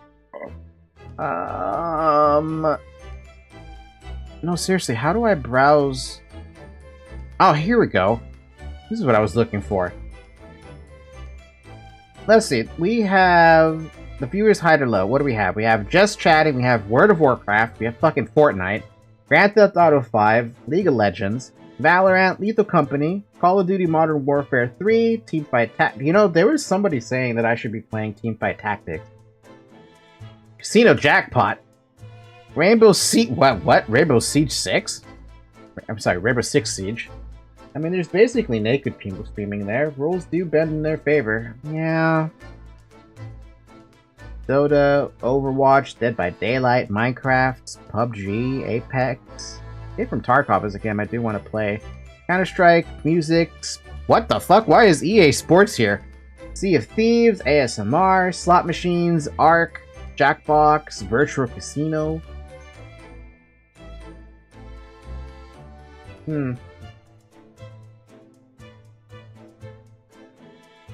Okay, you want to know what my brain just thought of? Why don't I just stream Genshin, but topless, on Twitch only, and see how long it takes for the ban to happen? I imagine I won't last longer than an hour doing that.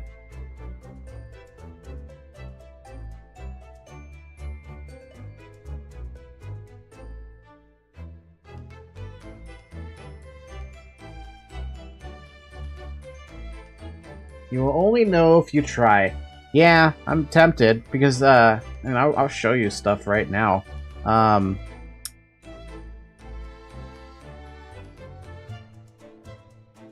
Is it analytics or achievements?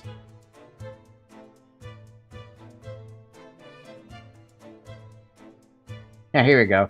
Look at this. I haven't been touching Twitch at all since I stopped streaming on it. And over the past 30 days, I've only streamed for 24.7 out of 8 hours. That's going to drop to 0 very quickly. I've streamed on apparently 8 different days, and I need 7 for affiliate over the past 30 days. But the average fucking viewership is down to 0.5 out of 3. I would have loved to hit the 3, but it just never happened. So I'm like, you know what? Do I really care about Twitch? Do I care about Twitch as much? And I always run into problems trying to stream to both sites. And I never get any viewership over on Twitch either. Hello, what have you been talking about? How to get banned on Twitch, Ton. And ideas that I could use to get banned on Twitch. Like, we were looking at... Like, we went to the Twitch, page right off the freaking bat, and the first fucking live channel is a girl who is literally topless, who's got 15,000 viewers going on, and her channel is just not gone. Also, why is one of her tags JoJo? Visual ASMR English JoJo. What the fuck? Why JoJo? Say racist things? I would never say racist things. That's like... That would not only get me banned from Twitch, but I would lose every friend I ever had. Like, instantly.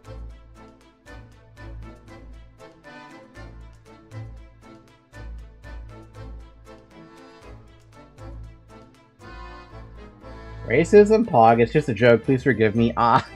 Yeah, no. I don't want to joke with racism. I don't ever want to joke with that. Twitch is far different compared to YouTube despite similar streaming services. You may need to adapt differently. You know, I am more than willing to take advice on how to make Twitch work for me, because it's just got such a better browsing feature. There's not really a good, like, discovery feature for YouTube. I acknowledge that for sure. Like, I'm gonna look right here on, what is it, the YouTube live stats? I've got 15 views on this stream specifically, with the 4 concurrent viewers going on right now. On Twitch, if we go back to my creator dashboard and I show you those analytics, we go all the way back to October 3rd. Average viewers, 0.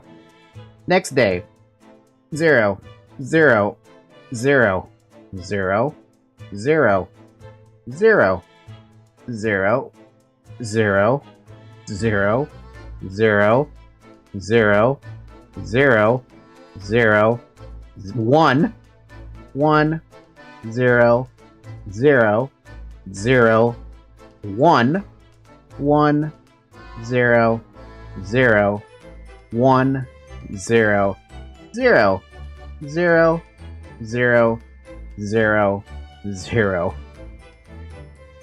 The Twitch mobile app is poorly optimized? That would be an issue too then. It always crashes for me? Yeah. Preface this also with, can I show my email on this one, or do I even have those Twitch summaries? I don't have those Twitch summaries on my email.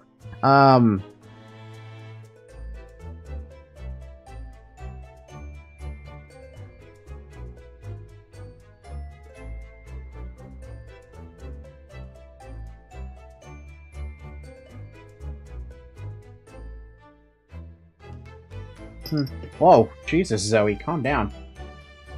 I think Twitch is more acceptable to a little private side of content than YouTube. And they even made fun of me for my phone. How dare you, Nemi? Let me see here. Wow,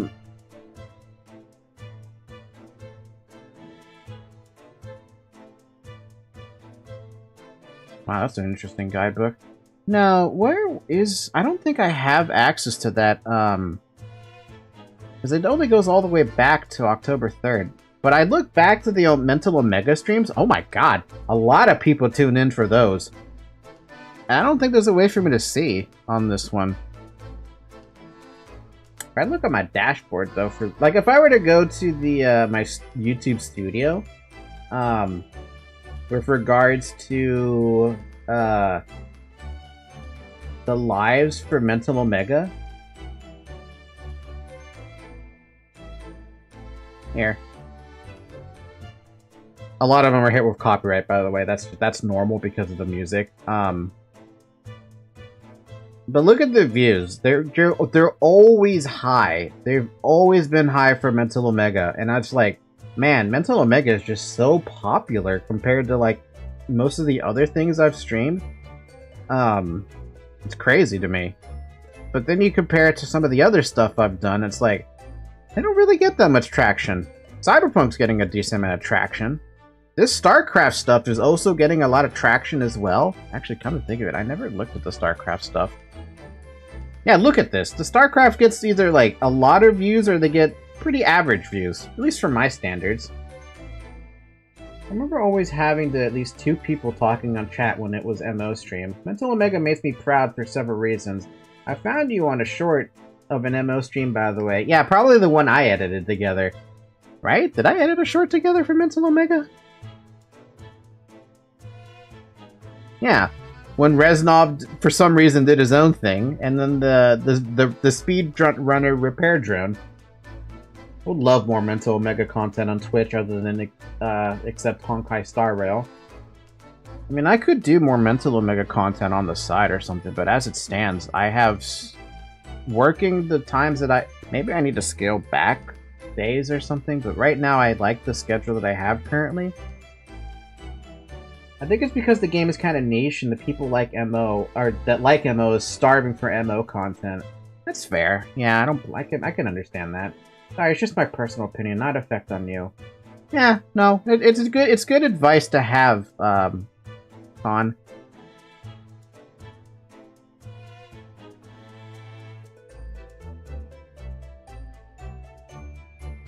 Honestly, I wish... Actually, that brings up a question. Is my TikTok thing deleted yet? Baby, people can't believe... Baby, oh my god. Baby, people you know, can't this is believe why that we we've been want this shit to be muted. Selkie, do you exist yet? Nope, it's still there. It's still not deleted. I don't know why it's taking them so long to delete that damn account. You already scaled back MO. Yeah, the reason I scaled it back is because I actually just ran out of things to do. There is still one thing that's left to be done on MO, at least for completionist's sake, and that is the co-op campaign on Mental. You know what? I just remembered. I can actually start back up StarCraft 2 again. I actually have the money. I have the money necessary to buy the other 2 expansions now. The SC2 Wings of Liberty CNC edition. It's literally the campaign with CNC gameplay. Huh?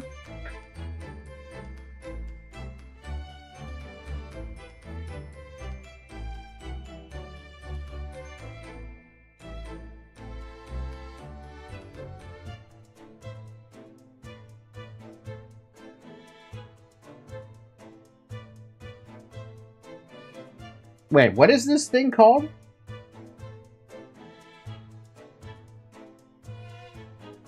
Oh no, I haven't bought the campaigns yet. I just remembered though that I can afford them. What with having a job and all. So I could actually start up StarCraft 2 again and finish up the campaign proper. Or finish the campaigns proper. But what is this thing called? SC2 Wings of Liberty Wing CNC Edition.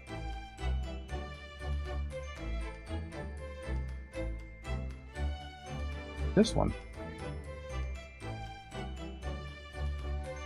Hello everyone, it's me moment. As you can see, I feel like, yeah, as you see, look at our Marines. Yeah, it says here Marine Squad. Marine Squad? Wait a minute. The mod excludes more expensive damage and armor types than base StarCraft 2. These Marines are infantry, take full damage from rifles and without taking damage from cannons. Alright. Oh, it's like it's literally like CNC the modern CNCs then. So squad damage becomes more permanent at that point. Yeah, as you can see, this is CNC edition. Go back, take and type in different armor types. Action indicates 100 damage, good, 75% damage. Abysmal rating? What? Oh, so you can restore squads in this one? He just did, didn't he? See, this is CNC edition. Yeah, look, you got back a squad member with that health pack.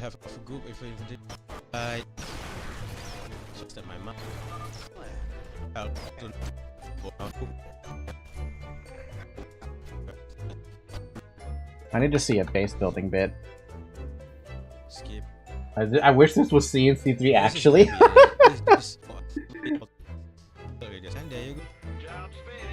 Oh my god. Why can't we have it like that in StarCraft? Also, what is that giant green crystal shit going on right there? The squad mechanic has one big problem, and it's the permanent damage. I mean, that's always going to be the issue with this using squads. But that right there, being able to literally build like in Command and Conquer, like that, that's amazing. All buildings need to be built. I'm not gonna get it. So no. Mineral vein has been changed. Blue to green. A fucking mineral vein. Are you kidding? It's literally just straight out of. That's just literally Tiberian. Tiberium, sorry, not Tiberian. That's kind of funny. That's another thing too that I didn't even get a chance to finish up with StarCraft 2. It was the Actually, this brings up a question. I want to play Warcraft 3 as well. That's another thing that's been sitting on my head. But I don't know if I should be playing the StarCraft 2 version of Warcraft 3, or if I should be, like, finding out how to play Warcraft 3 with, without Reforged.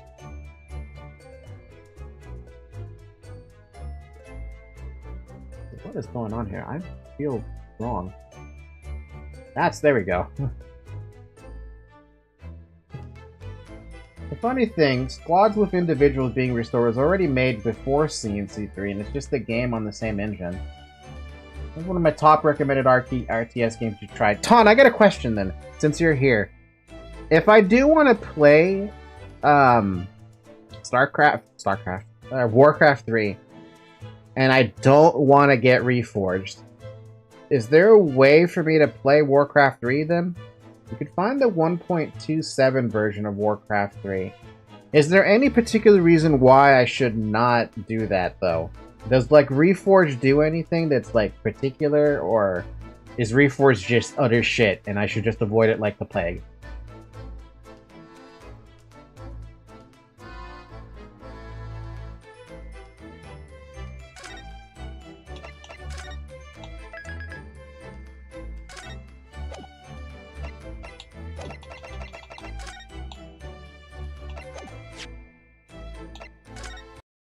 I'm gonna close that. As much as I like hearing the music, it got pretty loud pretty quickly.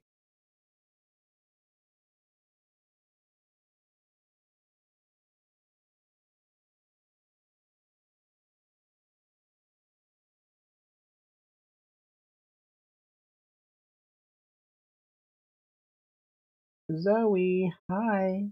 You got so cute. Especially with custom campaigns like Legend of Arcane. Well, since we're here, why don't we take a look? We do not encourage piracy, but Warcraft 3, 1.27. Wait, Blizzard has an actual official thing about this? Reforged its jank, and even before, if the single-player campaign had bugs like annoying sound got uncannily loud for some reason. So that's just bad luck then with that game. Legacy installer. Wait, is Warcraft 3 freeware?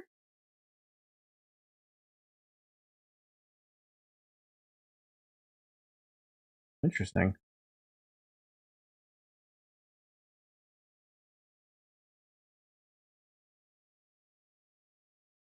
Not really.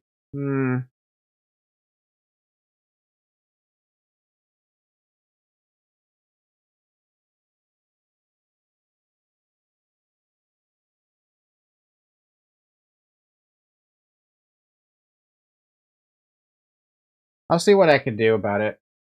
But Blizzard don't seem to mind at all, I think. I mean, to be fair, that game came out fucking ages ago. But I only remember playing through it a little bit, but never being particularly like... Let's just say I beat the base game, right? But I never finished Frozen Throne. Is that what the patch was called? Frozen Throne?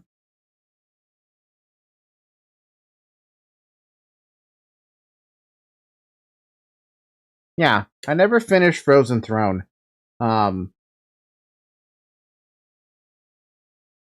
Like, I went through every other campaign, fought Archimandus? Archimandus? I don't remember that dude's name, but he attacked the big tree, right? I did that one. I was able to do that campaign. But I don't remember ever... I don't even think I owned Frozen Throne. I remember one mission from Frozen Throne that had water in it, and you had to fight Murlocs a couple times. And I don't remember anything else. Archimon was the blue giant motherfucker.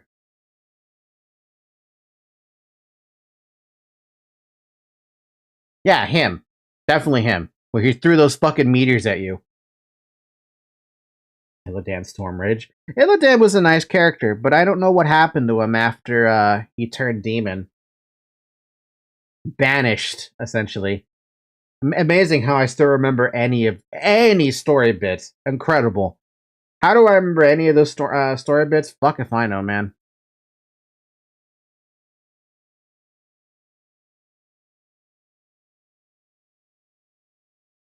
We saved him from prison. He turned into a demon to fight that one mission where you actually have to have him as a demon, otherwise you can't win. And then he peaced out. He was forced to peace out. I don't remember anything else after that.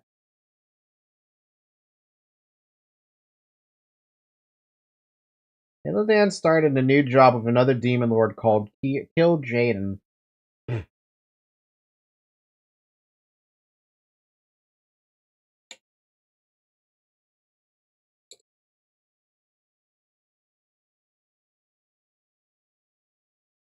Interesting. Oh, it's Frozen Throne. That's why I don't know anything about it. Yeah, like I said, I didn't play through Frozen Throne, so I don't know the story of Frozen Throne. Jaden became Illidan prisoner in World of Warcraft, and yes, he is a red Arkham. I mean, look, they're trying to save some resources of an old-ass game. They're not going to make new models for everything. Hell, they do the same shit with StarCraft, where they saved resources there. Okay, I've gone too long now. I'm going to end the stream here. Thank you guys for watching. We'll continue with the Great Ace Attorney tomorrow. But the streams tomorrow will be delayed by, like, a good amount of time, because I have to take Zoe to the vet tomorrow to get her nails trimmed. Alright, I get it. Sorry. Well, they are from the same race, so it makes sense. That makes sense, too. Alright, if you guys want to do a Mental Omega thing, like, like a skirmish game or something, let me know. I'm gonna go pee and stuff like that, and gonna relax for a bit. Otherwise, have a good morning, people. Have a good afternoon. Have a good evening. Have a good night. By the way, join Discord. If you're not in Discord already, come join it. If you are not subscribed, subscribe. Thank you. Also follow Twitch. In case, maybe I decide to do that finale stream. That's gonna be great. All right, bye.